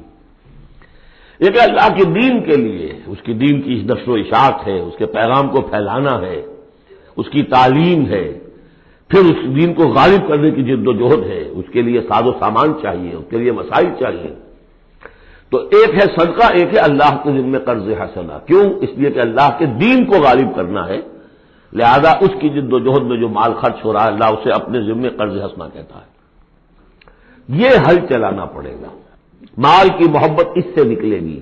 صدقہ دو گے، اللہ کو قرض حسنہ دو گے، تو یہ جو اس نے بریک لگی ہوئی ہے، جیسے گاڑی کو بریک لگی ہوئی ہے اور آپ جو ہے ایکسلریٹر کو دبا رہے ہیں تو وہ تو راکنگ کرے گی، وہیں کی وہیں کھڑی رہ جائے گی، چلے گی تو نہیں، کیسے چلے؟ بریک لگی ہوئی ہے۔ اس بریک کو کھولو پہلے، اور وہ بریک کیا ہے؟ مال کی محبت۔ اس کا علاج کیا ہے؟ انفاق۔ ان المصدقین والمصدقات واقرضوا اللہ قرضا حسنا یضاعف لهم ولهم اجر کریم والذین آمنوا باللہ ورسلہ اولئک هم الصدیقون والشہداء عند ربہم۔ اب آخری مرتبہ یہ صدیقیت اور شہادت کا بھی مضمون ہمارے ہاں پھر آ گیا۔ اگر یہ بریک کھل گیا، اب گاڑی کو چلاؤ، گاڑی چلے گی، لیکن اب مختلف طبائع کی مناسبت سے اگر تو تمہارا مزاج صدیقین والا ہے، صدیقیت کے مرتبے کو پہنچ جاؤ گے۔ اگر مزاج شہادت والا ہے، شہداء کے مقام کو حاصل کر لو گے۔ اولئک مع الذین انعم اللہ علیہم من النبیین والصدیقین والشہداء والصالحین۔ بریک لگی بھی ہے تو کچھ نہیں ہوگا، مال کی بریک کھولو، گاڑی چلاؤ، جو یہ کر لیں گے والذین آمنوا باللہ ورسولہ، اب ایمان اور اللہ پر اور اس کے رسول پر ایمان کا، اب یہ ایکسیلریٹر دباؤ گے تو نتیجہ کیا نکلے گا؟ اولئک هم الصدیقون والشہداء عند ربہم، انہی میں سے صدیق ہوں گے، انہی میں سے شہداء ہوں گے ان کے رب کے پاس، لہم اجرہم ونورہم، ان کے لیے ہوں گے ان کا اجر اور ان کا نور۔ اجر بھی ملے گا، نور بھی ملے گا۔ نور وہ جو آخرت میں ملنا ہے، میدان حشر میں ملنا ہے، وہ صراط پر گزرنے کے لیے ملنا ہے، اور اجر وہ ہے جو جنت میں داخل ہو کر ملے گا. لہم اجرہم ونورہم والذین کفروا وکذبوا بآیاتنا اولئک اصحاب الجحیم. اور جن لوگوں نے کفر کیا اور ہماری آیات کو جھٹلایا یہ لوگ ہیں جہنم. اعلموا انما الحیاۃ الدنیا لعب ولہو وزینۃ وتفاخر بینکم وتکاثر فی الاموال والاولاد. اب جو چیز بریک تھی اس کو سمجھ لو، بریک کی حقیقت کیا ہے؟ دنیا کی محبت. جان لو کہ یہ دنیا کی محبت کیا ہے اس کے سوا کہ کچھ عرصہ کھیل کود میں گزرتا ہے. لعب، بچپن میں اور کسی چیز سے کوئی دلچسپی نہیں ہوتی. باپ کا کاروبار ٹھیک چل رہا ہے کہ نہیں چل رہا ہے، بچوں کو اس سے کیا غرض، انہیں تو اپنا کھیل کود کرنا ہے. لہو، ذرا سا ٹین ایج آئی تو اب کھیل معصوم کھیل نہیں رہتا، اس میں کچھ سینشول گریٹیفیکیشن شروع ہو جاتی ہے. لہو. اور اسی وقت جو ہے زینت، بناؤ سنگھار بہت ہوتا ہے. بہت اس ایج میں مردوں کو بھی خیال ہوتا ہے ٹھیک ٹھاک لباس ہو، پورا جو ہے ہمارے فیشن کے مطابق ہو. Very sensitive. اس کے بعد ذرا عمر بڑھتی ہے، تفاخر بینکم. اب فخر، نسل پر فخر، مال پر فخر، دولت پر فخر، اور فخر میں بڑھ جانا. جیسا کہ ہمارے ہاں پٹھانوں میں خاص طور پر ہے کہ اب وہاں جو دوسرا سردار ہے وہاں پر وہ نئی کار لے آیا ہے، اب یہ کیسے رہ جائے گا؟ اسے بھی لانا چاہے اپنی زمین بیچے، کچھ کرے، اس سے اگلے ماڈل کی کار لا کے کھڑے نہیں کرے گا تو پھر جینا بیکار ہو گیا. تفاخر بینکم. لیکن جب ذرا زندگی ذرا اور ڈھلی، تکاثر فی الاموال والاولاد، کثرت سے مال اور اولاد. اس کے بعد یہ ہے، ایک سٹیج پر تو یہ ہوتا ہے کہ مونچھ نیچی نہ ہو چاہے سب کچھ چلا جائے، اور اگلی سٹیج پر یہ ہوتا ہے کہ مونچھ نیچی کیا، شیو بھی ہو جائے تو کوئی بات نہیں، مال آنا چاہیے. یہ عجیب آیت ہے. انسانی زندگی کے یہ نفسیاتی مراحل ہیں. بہت کم لوگوں نے سمجھا اس آیت کو.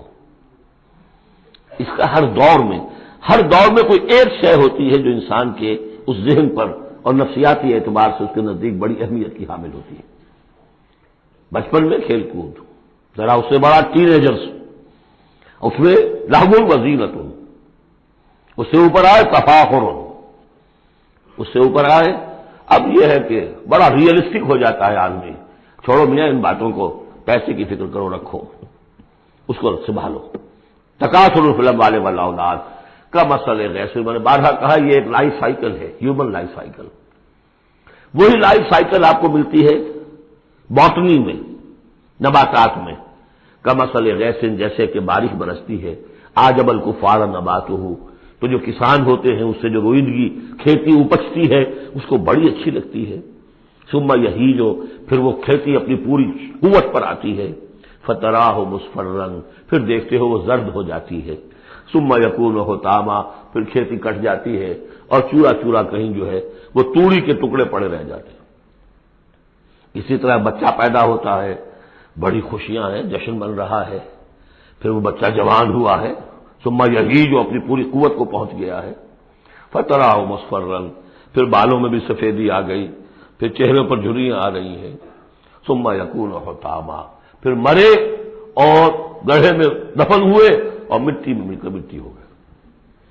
لیکن ایک زندگی آخرت کی ہے جس کے لیے کوئی اس طرح کا اینڈ نہیں ہے. وفی الآخرۃ عذاب شدید ومغفرۃ من اللہ ورضوان، اور آخرت میں ہے بہت بڑی سزا اور مغفرت اللہ تعالیٰ کی طرف سے، اور یا رضوان ہے.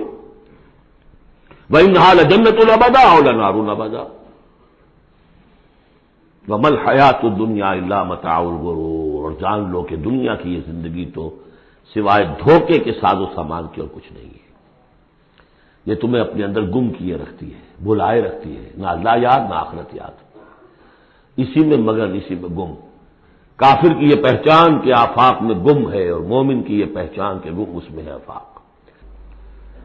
سابقوا الى مغفرۃ من ربکم وجنۃ عرضها كعرض السماء والارض اعدت للذین آمنوا باللہ ورسلہ ذلك فضل اللہ یؤتیہ من یشاء واللہ ذو الفضل العظیم.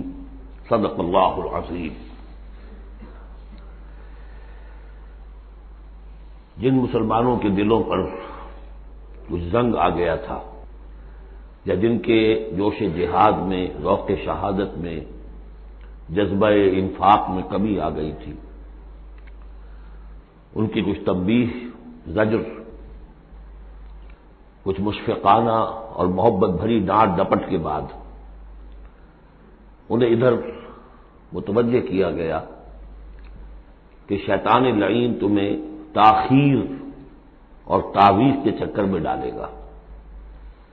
ابھی یہ اور کر لو، ابھی وہ اور کر لو، ابھی ان ذمہ داریوں سے عہدہ برا ہو لو، پھر اپنے آپ کو ہمہ وقت پر اللہ کے دین کے لیے لگا دینا۔ اور یہ شیطان کا سب سے بڑا دھوکہ ہے۔ لہذا بڑا ہی جذباتی انداز ہے، الم یأن للذین آمنوا ان تخشع قلوبهم لذکر اللہ وما نزل من الحق۔ پھر انہیں دعوت دی گئی، اگر اپنے گریبان میں جھانکو اور دلوں کو ٹٹولو اور محسوس ہو کہ یہ دل کی بستی تو ویران ہے، اجڑی ہوئی ہے، یہاں وہ ایمان کی مثبت دولت، اس کی روشنی تو موجود نہیں ہے، تب بھی مایوس نہ ہو۔ اعلموا ان اللہ یحیی الارض بعد موتہا، اللہ مردہ زمین کو دوبارہ زندہ کر دیتا ہے، تمہارے نگاہوں کا مشاہدہ ہے۔ لہذا تم بھی کوشش کرو تو اپنی دلوں کی اس مردہ زمین میں اثر نو ایمان کی فصل اگا سکتے ہو اور وہ پوری طرح بہار دے گی۔ لیکن جیسے تم ہل چلاتے ہو، تمہیں اپنے دل کی اس زمین میں ہل چلانا ہوگا، مال کی محبت کو کھود کھود کر نکالنا ہوگا۔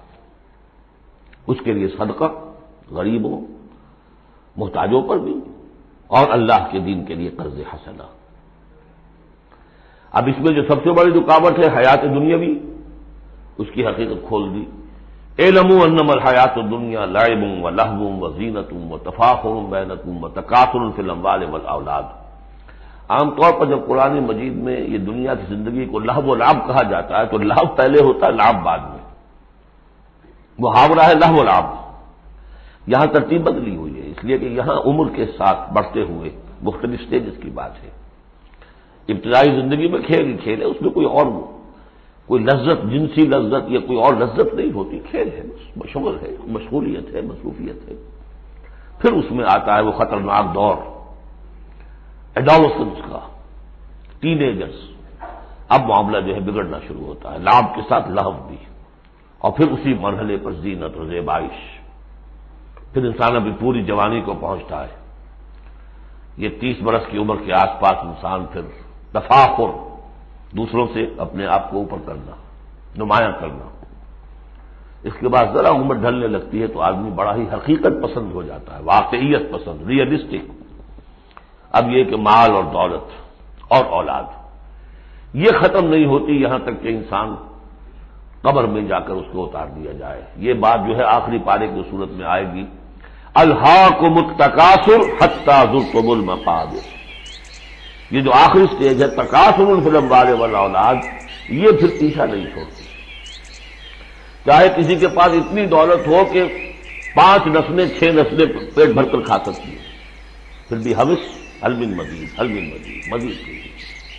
چاہے پاؤں جو ہے ظاہری طور پر بھی نظر آ رہا ہے کہ قبر کے اندر لٹکا کے بیٹھا ہوا ہے بڈھا یہ، لیکن مال کی حوث، دولت کی حوث یہ کبھی ختم نہیں۔ الہاکم التکاثر حتی زرتم المقابر۔ اب یہ سارے حقائق واضح کرنے کے بعد اب پکارا جا رہا ہے، سابقوا الی مغفرۃ من ربکم، مسابقت کرو ایک دوسرے سے، آگے نکلو، بھاگو، دوڑو، جیسے تم دنیا میں مسابقت کر رہے ہو۔ اس کے ہاں یہ آ گیا، میرے ہاں کیوں نہ ہو؟ اس کے ہاں اتنا بڑا ٹی وی آ گیا، میرے ہاں کیوں نہ ہو؟ میرے بچے کیا کریں گے؟ جائیں گے وہاں دیکھیں گے، اور میں تو انفیورٹی کمپلیکس پیدا ہو جائے گا، فلاں ہو جائے گا، یہ ہو جائے گا۔ تو تم مسابقت کر رہے ہو دنیا میں، یہ جستجو ہے کہ خوب سے ہے خوب تر کہاں ہے، جستجو کہ خوب سے ہے خوب تر کہاں۔ تو یہ مسابقت تمہیں دنیا میں نہیں، دین میں کرو، جنت کے حصول کے لیے کرو۔ سابقوا الی مغفرۃ من ربکم، ایک دوسرے سے آگے نکلو، مسابقت کرو، دوڑ لگاؤ، کس چیز کی طرف؟ اپنے رب کی مغفرت کے حصول کے لیے اور اس جنت کے حصول کے لیے، ارضھا کعرض السماء والارض، جس کا پھیلاؤ ہوگا جو آسمان اور زمین کا ہے۔ بعض جگہ پر سماوات بھی آیا ہے، میرا گمان یہ ہے واللہ عالم کہ جو پہلی جنت بنے گی نزل جس کو کہا گیا وہ تو اسی زمین پر ہوگی، لیکن پھر اب مراتب کے اعتبار سے جیسے کہا گیا کافروں کے لیے آسمان کے دروازے نہیں کھولے جائیں گے، لیکن اہل ایمان کے لیے یہ دروازے کھلیں گے۔ یہ جو ارب گیلیکسیز ہیں اور ہر گیلیکسیز میں کتنے سولر سسٹم ہوں گے اور کتنے سولر سسٹم میں کتنی زمینیں ہوں گی، اتنی ایسی زمین بھی تو ہوگی نا جیسی بالکل ہماری زمین ہے، ہر سولر سسٹم میں ہوگی اپنے سورج سے اتنے ہی فاصلے پر جتنے فاصلے پر کہ ہماری زمین ہے۔ یہ ساری جو اللہ نے تیار کر رکھی کس کے لیے؟ یہ ہے کہ جو اہل جنت کے لیے وہاں جانے کے لیے ہمیں کوئی راکٹس کی ضرورت نہیں ہوگی، اللہ تعالیٰ لے کر جائے گا، جیسے کہ جبرائیل آتے ہیں ساتویں آسمان سے زمین پر آتے ہیں۔ محمد رسول اللہ ایک مرتبہ زمین سے ساتویں آسمان پر ہوا ہے، ہم بھی جائیں گے انشاءاللہ، جو بھی ہم میں سے کچھ نصیب ہوگا۔ کون کون سے؟ یہ جنت کا پھیلاؤ ہے پورے آسمانوں اور زمین کے برابر۔ اعدت للذین آمنوا باللہ ورسولہ، وہ تیار کی گئی ہے، سنواری گئی ہے، فرزش کی گئی ہے۔ اعداد کہتے ہیں کسی چیز کے لیے کسی چیز کو تیار کرنا، استعداد اسی سے بنا ہے، فلاں میں بڑی استعداد ہے۔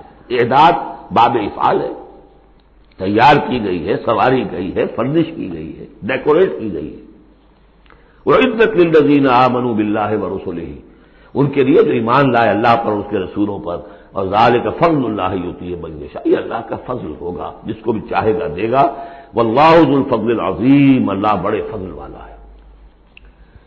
اب ایک اور رکاوٹ جو ہوتی ہے اس راستے پر چلتے میں، راستہ یہ کیا ہے، اس کی ہدف آگے آ جائے گا، جہاد اور قتال اور انفاق کس کام کے لیے ہے، یہ اس سورہ مبارکہ کا کلائمیکس ہوگا جو آگے آئے گا۔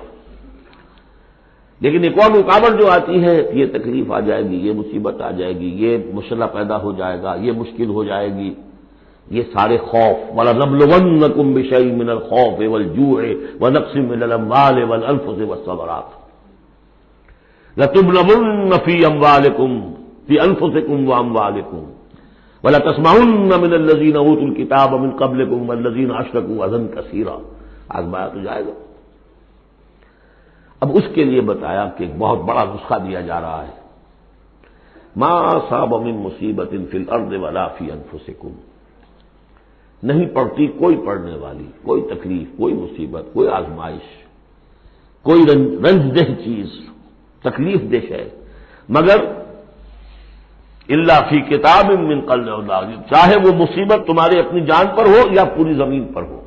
وہ بڑے پیمانے پر آیا، سیلاب آیا، زلزلہ آ گیا، ایک انسان کی اپنی ذاتی زندگی میں آیا، ایکسیڈنٹ کے اندر مجروح ہو گیا، کسی بیماری میں مبتلا ہو گیا۔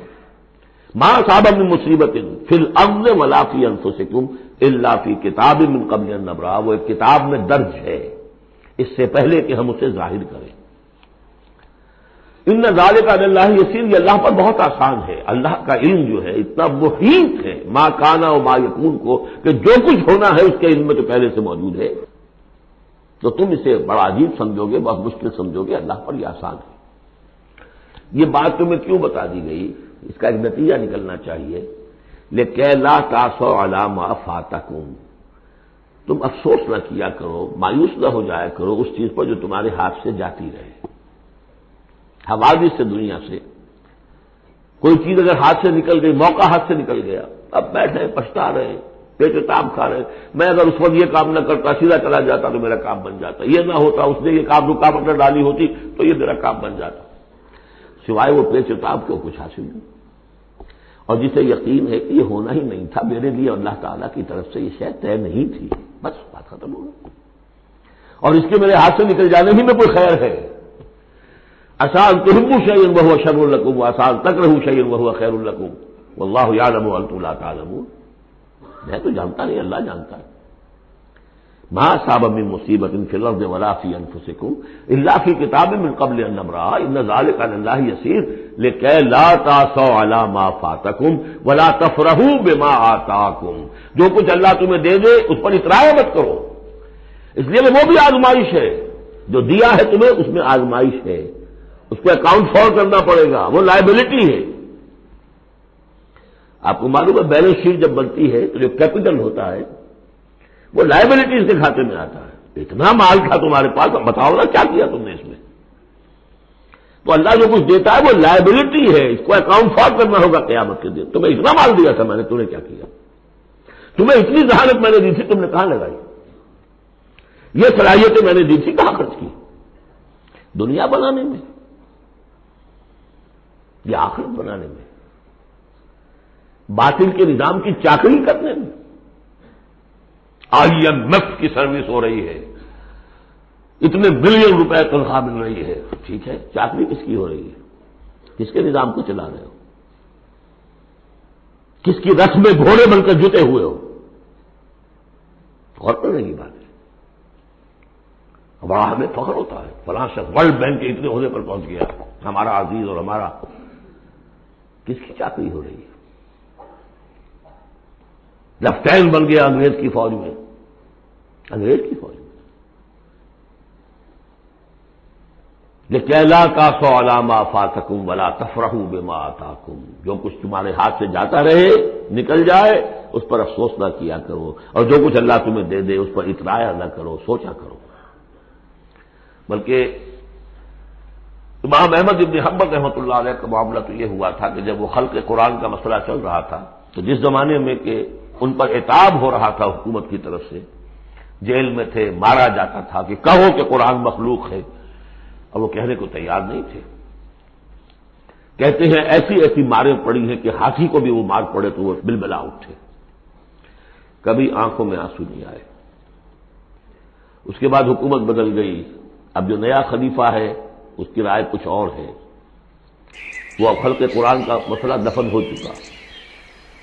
اب جو خلیفہ ہے اس کا ایک ہی آیا ہے، اشرفیوں کی کچھ تھیلیاں لے کر کے اس بادشاہ نے، خلیفہ نے آپ کے لیے بھیجی. اب رو پڑے امام اعظم، اے اللہ میں اس آزمائش کے قابل نہیں ہوں.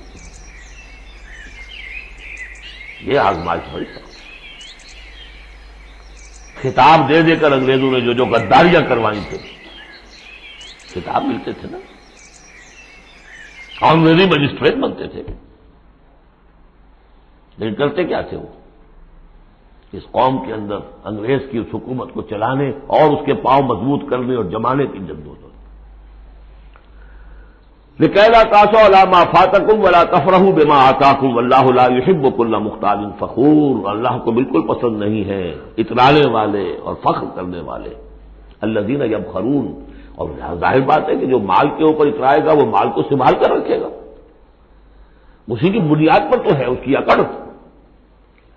الذین یبخلون ویامرون الناس بالبخل. جو خود بھی بخل سے کام لیتے ہیں اور لوگوں کو بھی بخل کا مشورہ دیتے ہیں کہ میاں ذرا ہاتھ روک کے رکھو، کیا کر رہے ہو؟ تمہیں دونوں ہاتھ کھلے چھوڑ دیے ہیں، پتہ نہیں ہے تمہارے ہاں 4 بیٹیاں بھی ہیں، ان کے ہاتھ نیلے کرنے ہیں کہ نہیں؟ کہاں تم اللہ کے لیے اور اللہ کے دین کے لیے سب کچھ خرچ کرنے کے در پہ ہو گئے؟ ومن یتولی فإن اللہ هو الغنی الحمید. اور جو کوئی رخ پھیر لے گا، منہ موڑ لے گا، تو اللہ تعالیٰ تو غنی ہے اور حمید ہے، اسے کسی کے احتیاج نہیں ہے، وہ ستودہ صفات ہے. اب آ گیا ہے کلائمیکس اس سورہ کا.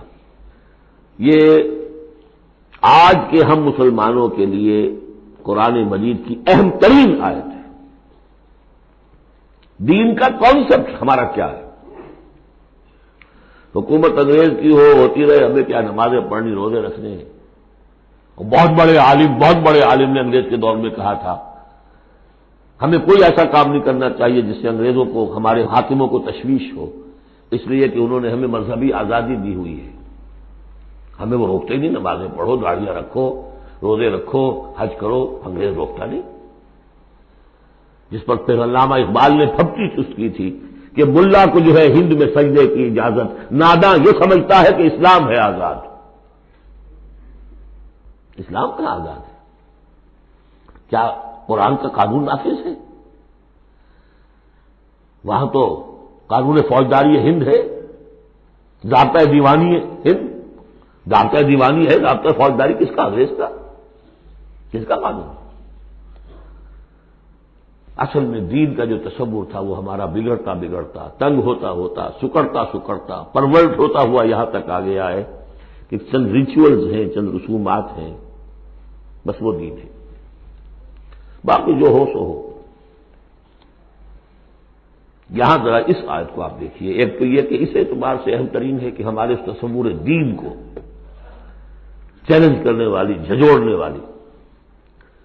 دوسرا یہ کہ واقعہ یہ ہے کہ میں سمجھتا ہوں کہ پوری انسانی تاریخ میں ایسی ننگی اڑیاں انقلابی عبارت کہیں آپ کو نہ مل سکے جو اس ایک آیت میں ہے.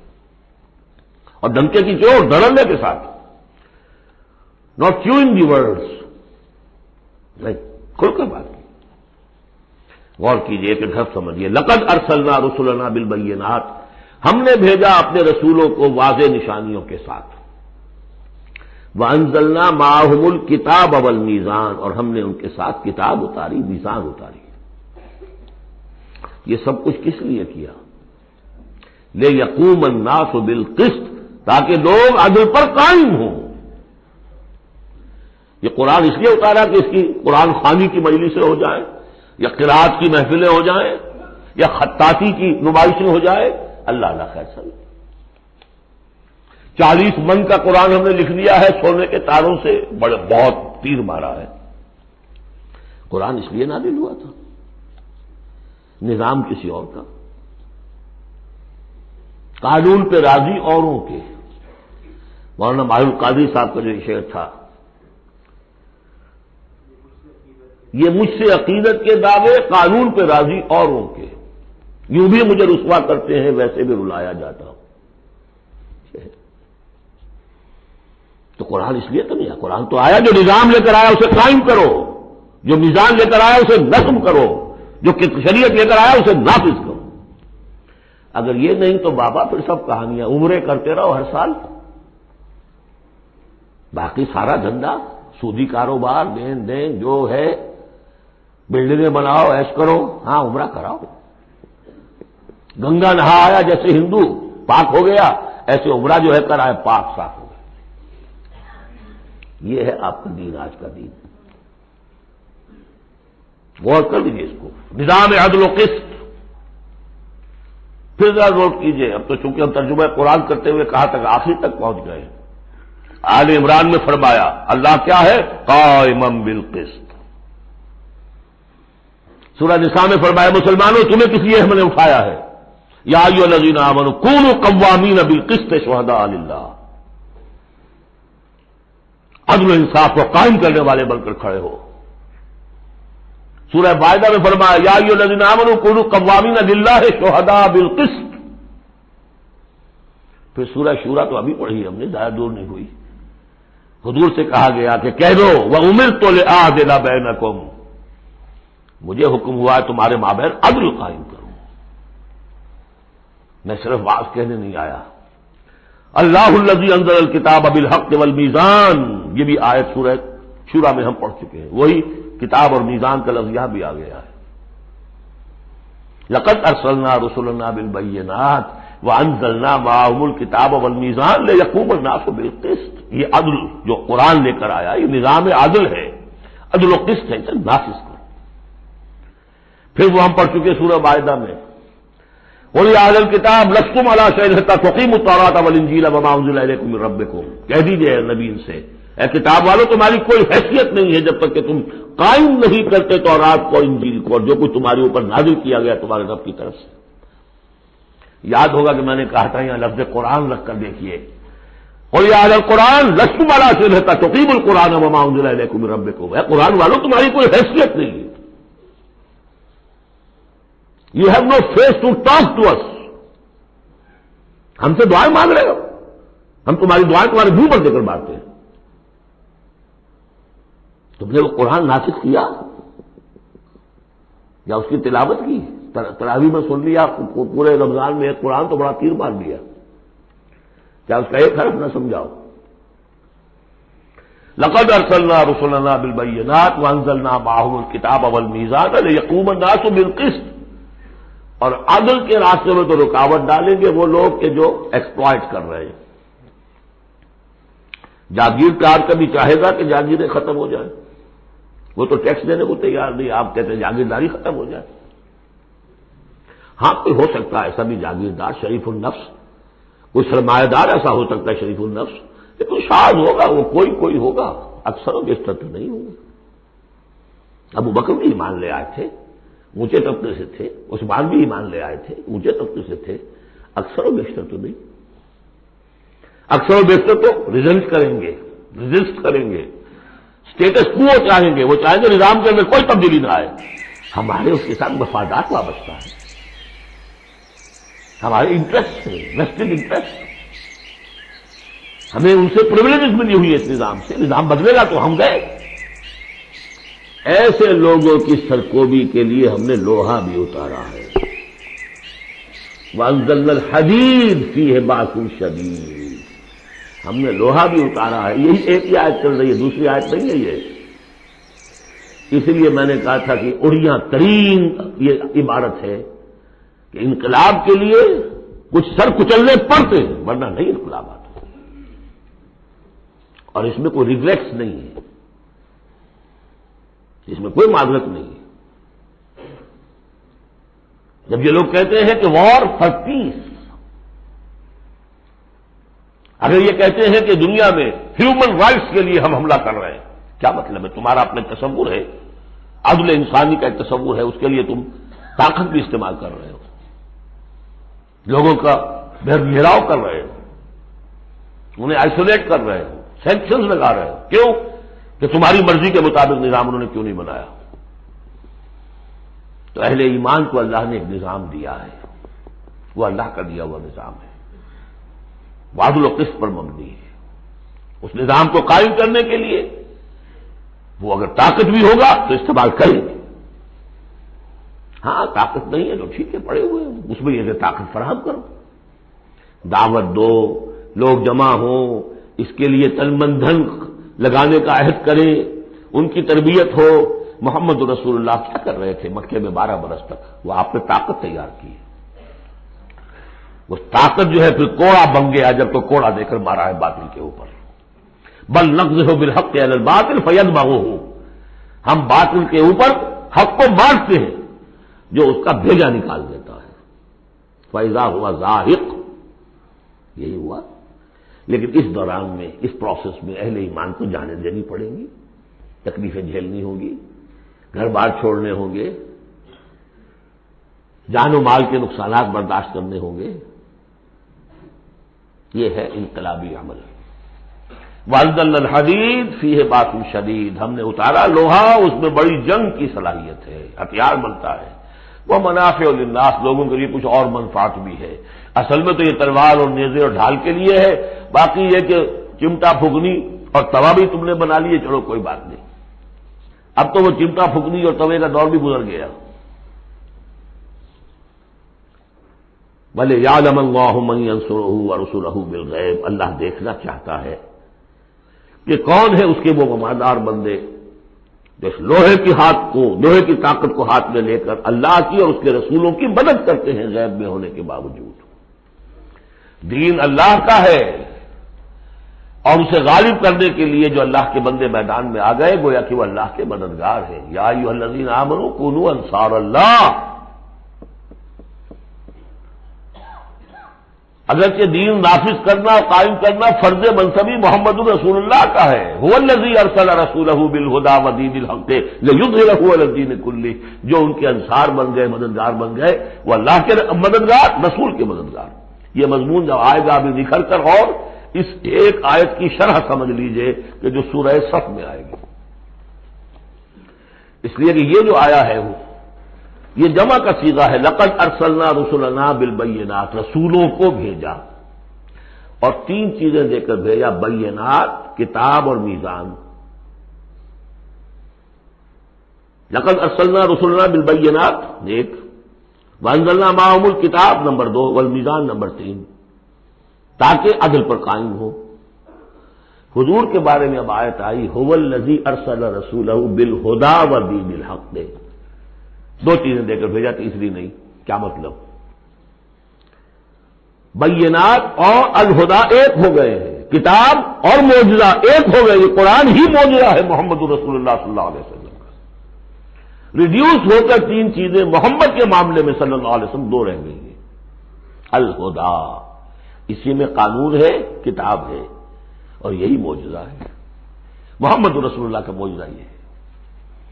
ہاں میزان مکمل ہو کر دین حق کی شکل اختیار کر چکی ہے. میزان عدل و قسط اب دین حق.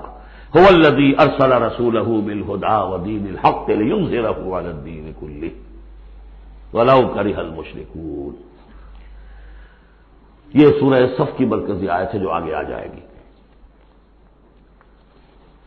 لقد ارسلنا رسلنا بالبينات وانزلنا معهم الكتاب والميزان ليقوم الناس بالقسط وانزلنا الحديد فيه بأس شديد ومنافع للناس وليعلم الله من ينصره ورسله بالغيب ان الله قوي عزيز.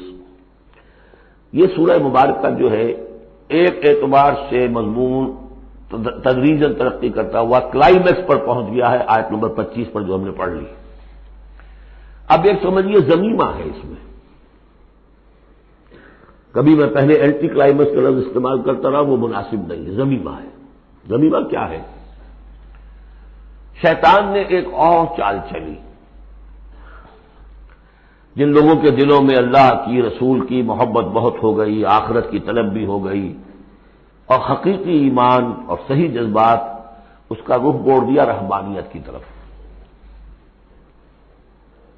جاؤ خوب نفلیں پڑھو، خوب تپسیاں کرو، خوب عبادتیں کرو، دنیا کو چھوڑو تاکہ دنیا میں ننگا ناچ ناچوں اور جو اللہ کے ماننے والے وہ جا کر گپھاؤں میں اور پہاڑوں کی چوٹیوں پر اور غاروں میں جا کر تپسیاں کریں.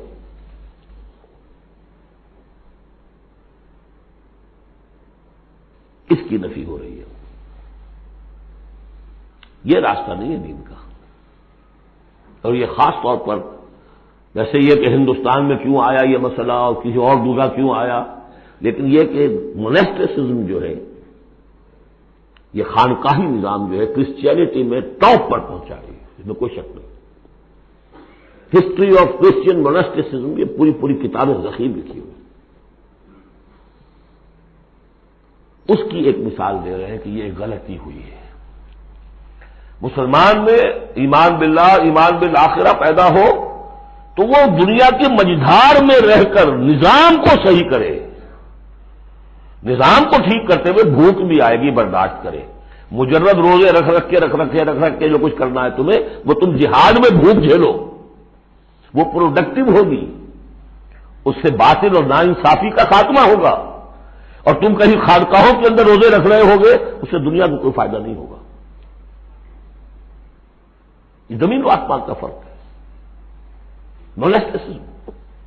یہی وجہ ہے کہ اسلام میں بھی جب بادشاہت آ گئی، ملوکیت کا جب آ گیا تو راستہ بڑھ گیا. باقی اب جاؤ چلے کھینچو، خانقاہیں آباد کرو، راج کرے گا خالصہ،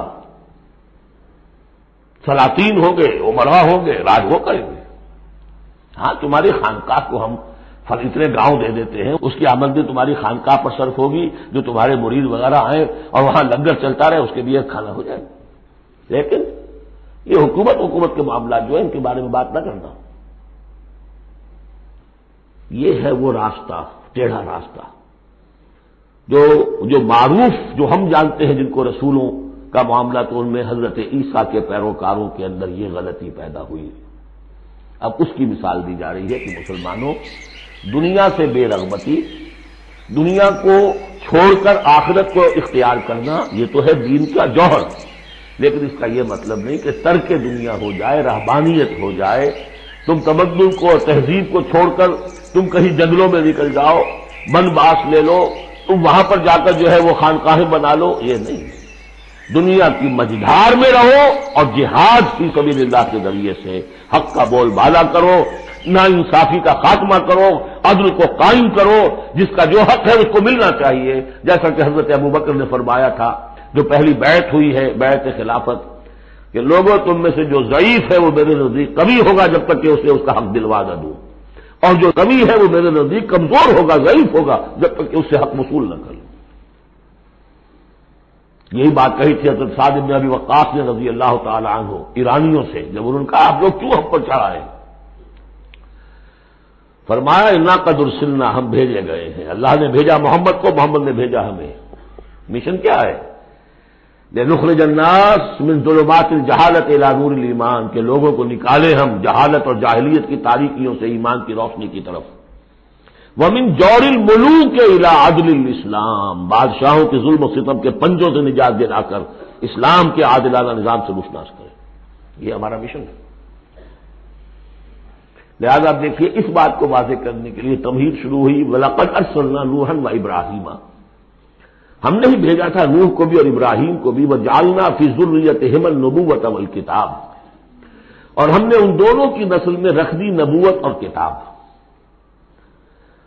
حضرت نوح کی بات ظاہر بات ہے کہ ان کی نسل ہی چلی ہے، لہذا نبوت بھی ان کی نسل میں چلی، لیکن ان کی نسل حضرت سام کی نسل بھی ہے، حضرت حام کی نسل بھی ہے، حضرت یافس کی نسل بھی ہے، تو یقیناً حضرت نوح اور حضرت ابراہیم کے مابین تو انبیاء اور رسل تینوں نسلوں میں آئے، حام کی نسل میں بھی، یافس کی نسل میں بھی، سام کی نسل میں بھی۔ قرآن مجید میں صرف سامی رسولوں کا تذکرہ ہے، البتہ ابراہیم کے بعد پھر جو آئے ہیں وہ حضرت ابراہیم کی نسل میں آئے ہیں، اور حضرت ابراہیم چونکہ اب سے تقریباً 5000 برس قبل کے ہیں، اور ان کی اولاد کہاں کہاں تک گئی ہے یہ بالکل اپنی جگہ پر ایک تحقیق کا موضوع ہے، لیکن نبی ان کے بعد آئے ہیں ان کی نسل میں۔ وَلَقَدْ أَرْسَلْنَا نُوحًا وَإِبْرَاهِيمَ وَجَعَلْنَا فِي ذُرِّيَّتِهِمَا النُّبُوَّةَ وَالْكِتَابَ فَمِنْهُم مُّهْتَدٍ وَكَثِيرٌ مِّنْهُمْ فَاسِقُونَ، اب ان کی نسل کے اندر بہت سے ہیں ہدایت یافتہ بھی ہیں، لیکن بہت سے کثیر جو ہیں وہ فاسق ہیں۔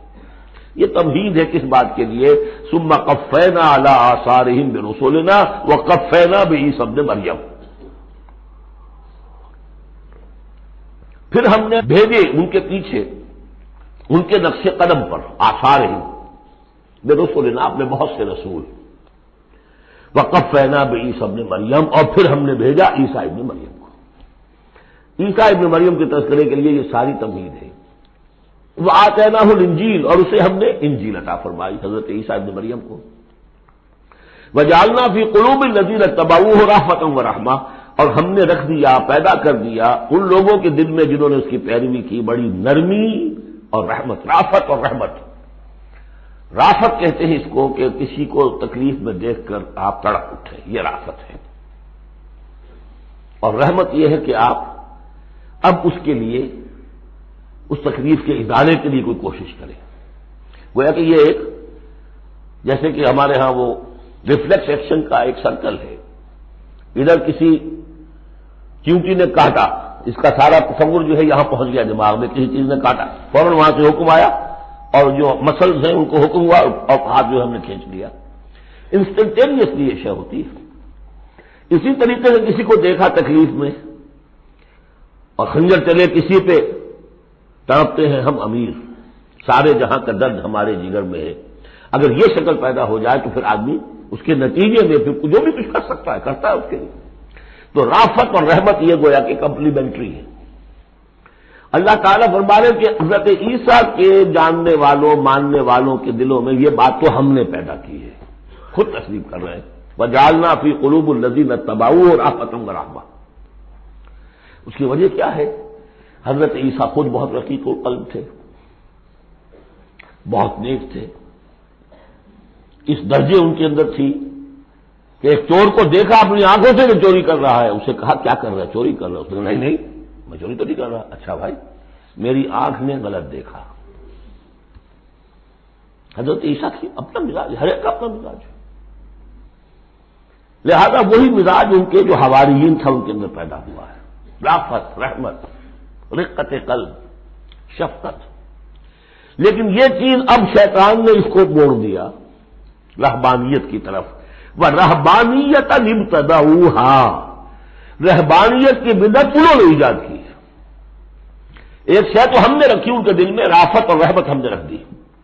تو رافت اور رحمت تو بری شے نہیں ہے، خود حضور کے لیے لفظ سورہ توبہ کی آخری آیت میں آ چکا ہے، بِالنَّاسِ رؤوف الرحیم،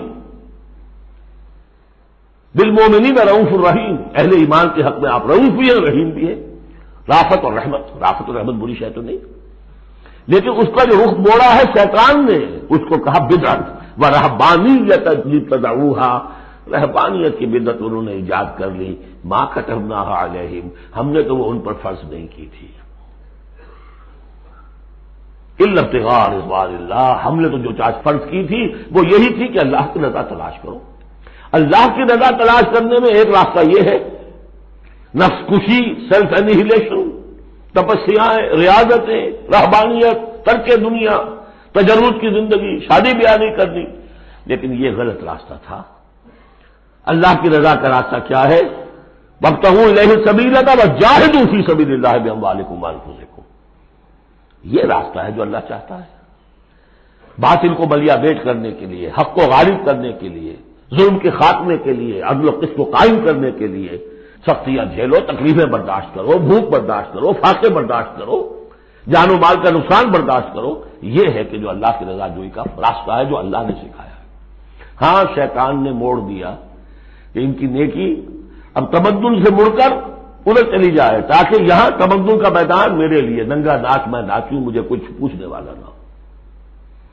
فما رعوها حق رعایتها. پھر ایک اور دوہرا جو کے اوپر چارج شیٹ ایک اور ہے، پھر وہ رعایت بھی نہیں کر سکے اس کی جیسی کہ رعایت کرنی چاہیے تھی. ایک دفعہ آدمی طے کر لے میں ساری عمر شادی نہیں کروں گا، مجرد رہوں گا، یہ تو آسان ہے. اس کو نبھانا تو آسان نہیں ہے. اللہ نے انسان میں جنسی جذبہ رکھا ہوا ہے. نتیجہ کیا نکلا؟ وہ تو جو کتابیں میں نے بتایا ہے کہ یہ موٹی موٹی ضخیم کتابیں جو ہے ہسٹری آف کرسچین موناسٹیسزم پر، ان میں پڑھ لیجیے اب کیا ہوتا تھا. کہنے کو راہب ہے اور راہبائیں ہیں، اور زنا ہو رہا ہے، حرامی بچوں کی پیدائش ہو رہی ہے، اور ان کے تہخانوں کے اندر قبریں بن رہی ہیں. وہ تہخانے جو ہوتے تھے راہب خانوں کے، وہ حرامی بچوں کے قبرستان ہوتے تھے. آخر فطرت کا راستہ ہے. دریا کے آگے آپ بند باندھیں گے کیا کریں گے؟ کوئی راستہ اس کا ایک اور بنائیے تو پھر وہ بند باندھ سکتے ہیں نا. چلتے دریا میں کیسے بنا دیں گے؟ وہ اسلام نے راستہ دیا ہے، حلال راستہ ہے، جائز راستہ ہے. شادی کرو، اپنے جنسی جذبے کی تسکین کا سیدھا سامان جو ہے وہ تمہارے لیے موجود ہے. جہاں وہاں قدغن آ جائے گی حرام خوری ہوگی. پانی کے آگے بہاؤ کریں تو پانی کہیں نہ کہیں سے راستہ نکال لے گا. یہی ہوا. اور جن میں سواگت ہو آج کی دنیا کے یا کوئی بھی ہو پھر جن کے اسکینڈلز آتے ہیں، اور کون بچا ہوا تو شاید کوئی ہوگا. اس لیے کہ خود وہ کہتے ہیں، انہی کا ایک آدمی ہے شاہدہ قائد من علیہا. جب فرائڈ جو ہے انہی کا آدمی وہ کہتا ہے کہ یہ سب سے زیادہ پوٹنٹ ہے موٹیو انسان کا. The most potent motive in human being is sex.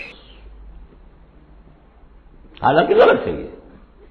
مغربی حکماء کے میں سے کسی کی نظر کہیں جم گئی، کسی کا کہیں جم گئی. مارکس کو پیٹ نظر آیا، معاشی جذبہ جو ہے انسان کا. اس کو سیکس نظر آیا. ایڈلر کو دی ارج ٹو ڈومینیٹ، تفوق، حب تفوق. یہ ساری چیزیں اپنی جگہ پر پارشل ٹروتھس ہیں، سب ٹھیک ہے. لیکن بہرحال جو اتنا بڑا جذبہ ہے اس کے آگے آپ ایک غیر فطری اگر بند باندھیں گے تو اس کا نقصان کیا ہوگا؟ فما رعوها حق رعایتها. تو پھر وہ رعایت بھی نہ کر سکے، اس کی حفاظت نہ کر سکے، اس کا حق ادا نہ کر سکے، اس کو نبھا نہ سکے جیسا کہ نبھانے کا حق تھا. فآتینا الذین آمنوا منہم اجرہم. تو ان میں سے جو لوگ ایمان لے آئے، یعنی یہ کہ جو بھی مسلمان ہو گئے، یہ بھی مانی ہے، یا اپنے اپنے زمانے میں حضور صلی اللہ علیہ وسلم سے کی بعثت سے پہلے پہلے جو لوگ بھی تھے صاحب ایمان ان میں، ان کے لیے ان کا اجر ہے. وکثیر منہم فاسقون. لیکن ان کی بھی اب اکثریت جو ہے فاسقوں پر مشتمل ہے. یا ایھا الذین آمنوا اتقوا اللہ وآمنوا برسولہ. اس کے دو مفہوم ہیں. ایک تو یا ایھا الذین آمنوا اہل ایمان، مسلمانوں سے خطاب ہے. اہل ایمان اللہ کا تقوی اختیار کرو اور اللہ کے رسول پر ایمان کو پختہ کرو. لقد کان لکم فی رسول اللہ اسوۃ حسنہ. ان کی زندگی میں دیکھو کیا توازن تھا. انہوں نے ترک دنیا تو نہیں کی، شادیاں کی، بھرپور زندگی گزاری ہے. ان کی اولاد بھی تھی، کتنی بیٹی کتنی بیویاں تھیں. ہاں اس کے باوجود پوری زندگی لگی ہے دین کے غلبے کی جد و جہد میں. یہ اسوہ ہے، یہ آئیڈیل ہے تمہارے لیے، یہ نمونہ ہے. ان کی پیروی کرو. لقد کان لکم فی رسول اللہ اسوۃ حسنہ. اور اس اسوے میں واقعہ یہ ہے کہ یہ بھی دیکھنے کی ضرورت ہے. ایک تو یہ کہ آپ حضور کی زندگی میں گنتے چلے جائیں، یہ چیز بھی تھی، یہ چیز بھی تھی، یہ چیز بھی تھی، یہ چیز بھی تھی، یہ چیز گن لی آپ نے، فہرست بنا لی. آپ نے وہ ساری چیزیں جو ہے اپنے اندر پیدا کرنے کی کوشش کی، فیصلہ کر لیا کریں گے. لیکن اگر یہ حماقت آپ نے کر دی کہ دیکھا نہیں کہ ان مختلف چیزوں کے مابین ریشیو پروپورشن کتنا تھا. اصل شے ہے ریشیو پروپورشن. ایک چیز کتنی تھی، دوسری کتنی تھی، تیسری کتنی تھی. اگر ریشیو پروپورشن ڈسٹرب ہو جائے گا تو اس وقت ختم ہو جائے گا. جیسے نسخے کے اندر 4 دوائیں ہیں، ایک تولہ بھر ہے، ایک ماشا بھر ہے، ایک فرض کیجیے چھٹانگ بھر ہے، اور آپ نے وہ چھٹانگ والے کو تولا کر دیا، تولے کو چھٹانگ کر دیا، تو نسخہ شفا کے بجائے نسخہ ہلاکت بن جائے گا. تو محض یہ ثابت کر دینا یہ ثابت ہے، فلاں حدیث سے ثابت ہے، یہ ایک بات ہے، صحیح ہے. لیکن یہ دیکھیے کہ حضور کا مجموعی جو طرز عمل ہے، آپ کا جو رویہ ہے، زندگی جو آپ نے گزاری ہے، اس میں ٹائم ایلوکیشن کیا تھا، اس میں ریسورسز کی ایلوکیشن کدھر تھی، اس میں اب پرائرٹیز کس کو تھی، کیا چیز تھی وہ پرائمری تھی، کیا سیکنڈری تھی. اگر یہ چیزیں بھی ملحوظ نہ رکھی گئی تو وہ سوا نہیں رہے گا، وہ کچھ اور بن جائے گا. لہذا یہاں زور جو ہے وہ آمنوا برسولہ. اور ایک بات یہ ہے کہ یہاں پر اہل کتاب کو بھی خطاب کیا جا رہا ہے کہ ان میں سے بھی جن لوگوں کے دلوں کے اندر ابھی کوئی رمق تھی ایمان کی، سابقہ ایمان کی، ان کو پکار کر کہا جا رہا ہے یا ایھا الذین آمنوا اتقوا اللہ وآمنوا برسولہ. اللہ کو جو تم مانتے ہو پہلے سے، اس کا تقوی اختیار کرو. اب تمہارے لیے بڑا امتحان یہ کہ اس رسول پر بھی ایمان لاؤ. اور اگر تم اس رسول پر بھی ایمان لاؤ گے، یؤتکم کفلین من رحمتہ، تمہیں دوہرا دے گا اپنی رحمت میں سے حصہ. اہل کتاب جو ایمان لائے حضور پر، ان کے لیے دوہرا اجر ہم پڑھ چکے ہیں پہلے ہی، سورہ قصص میں آ چکا ہے. وَيَجْعَلْ لَكُمْ نُورًا تَمْشُونَ بِهِ. اب یہ دونوں کو کور کرے گا. اگر تم نے رسول پر ایمان پختہ رکھا، اسی لیے جو میں زور دیتا ہوں کہ منہج انقلاب نبوی تلاش کیجیے. آپ حضور نے کیسے انقلاب برپا کیا؟ محض اقامت دین کی جد و جہد کے لیے تن من دھن لگا دینا، یہ پہلا قدم ہے. اللہ مجھے اور آپ کو توفیق دے کہ ہم اس کا فیصلہ کریں. پھر مرحلہ آئے گا کس طریقے پر کریں. وہ منہج اگر انقلاب نبوی کا نہیں ہے، خلاف پیمبر کسے راہ گزین کہ ہرگز بمنزل نہ خواہد رسید. اگر پیغمبر کے راستے سے ہٹ کر کوئی راستہ اختیار کیا، کبھی منزل تک نہیں پہنچ سکو گے. لہذا آمنوا برسولہ، جتنا یقین ہوگا کہ جائی جاس. آپ کو معلوم ہے جہاں جہاں گمان ہوتا ہے کہ یہاں تیل ہے، کروڑ ارب روپیہ جو ہے وہ وہاں پہ ڈرلنگ کے اندر، تلاش کے اندر لگا دیتے کہ نہیں. یقین ہو کہ جائی جاس. اصل شے ہے سیرت محمدی صلی اللہ علیہ وسلم، اصل شے ہے طریق محمدی صلی اللہ علیہ وسلم، منہج و منہاج محمدی صلی اللہ علیہ وسلم. وَلِكُلٍّ جَعَلْنَا مِنْكُمْ شِرْعَةً وَمِنْهَاجًا. ہم نے تم میں سے سب کے لیے علیحدہ علیحدہ شریعتیں، علیحدہ علیحدہ منہاج بنائے ہیں. منہاج محمدی کیا ہے؟ اس کو تلاش کرو اور اس کو اختیار کرو. یا ایھا الذین آمنوا اتقوا اللہ وآمنوا برسولہ یؤتکم کفلین من رحمتہ ویجعل لکم نورا تمشون بہ ویغفر لکم واللہ غفور رحیم. اور بخش دے گا. پھر اس راستے پر آدمی چل پڑے، رخ سیدھا کر لے، بحثیت مجموعی زندگی صحیح رخ پر آ گئی تو خطا تو ہو جائے گی کبھی نہ کبھی، کہیں پاؤں پھسل جاتا ہے آدمی کا، اٹھتا ہے توبہ کرتا ہے. انما التوبۃ علی اللہ للذین آمنوا للذین یعملون السوء بجہالۃ ثم یتوبون من قریب واللہ غفور الرحیم. اللہ جو ہے وہ غفور الرحیم ہے. تو میں نے جو اس آیت کا مفہوم بیان کیا آپ کے سامنے کہ اس میں خطاب کا رخ جو ہے اہل کتاب کی طرف بھی ہے، اس سے اگلی آیت جو ہے بہت کھل جاتی ہے. لئلا یعلم اہل الکتاب الا یقدرون علی شیء من فضل اللہ. جن کے سامنے یہ پہلو نہیں آیا اس آیت میں، انہیں یہاں کہنا پڑا کہ یہاں لے اللہ میں لا زائد ہے، مراد لکہ لا یعلم.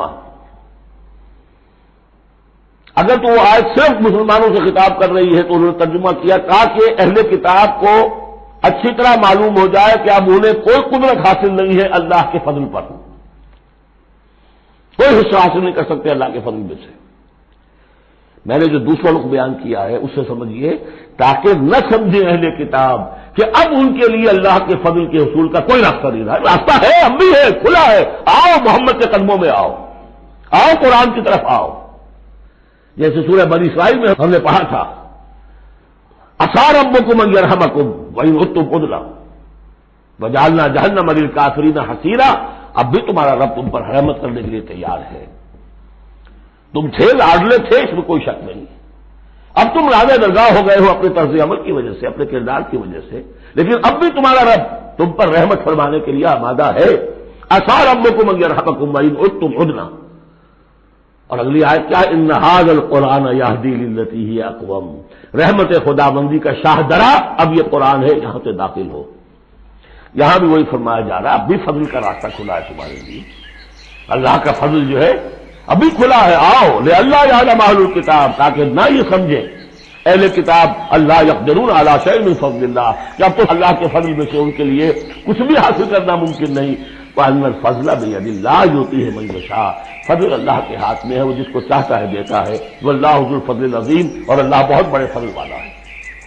بارک اللہ لی ولکم فی القرآن العظیم ونفعنی وإیاکم بالآیات والذکر الحکیم.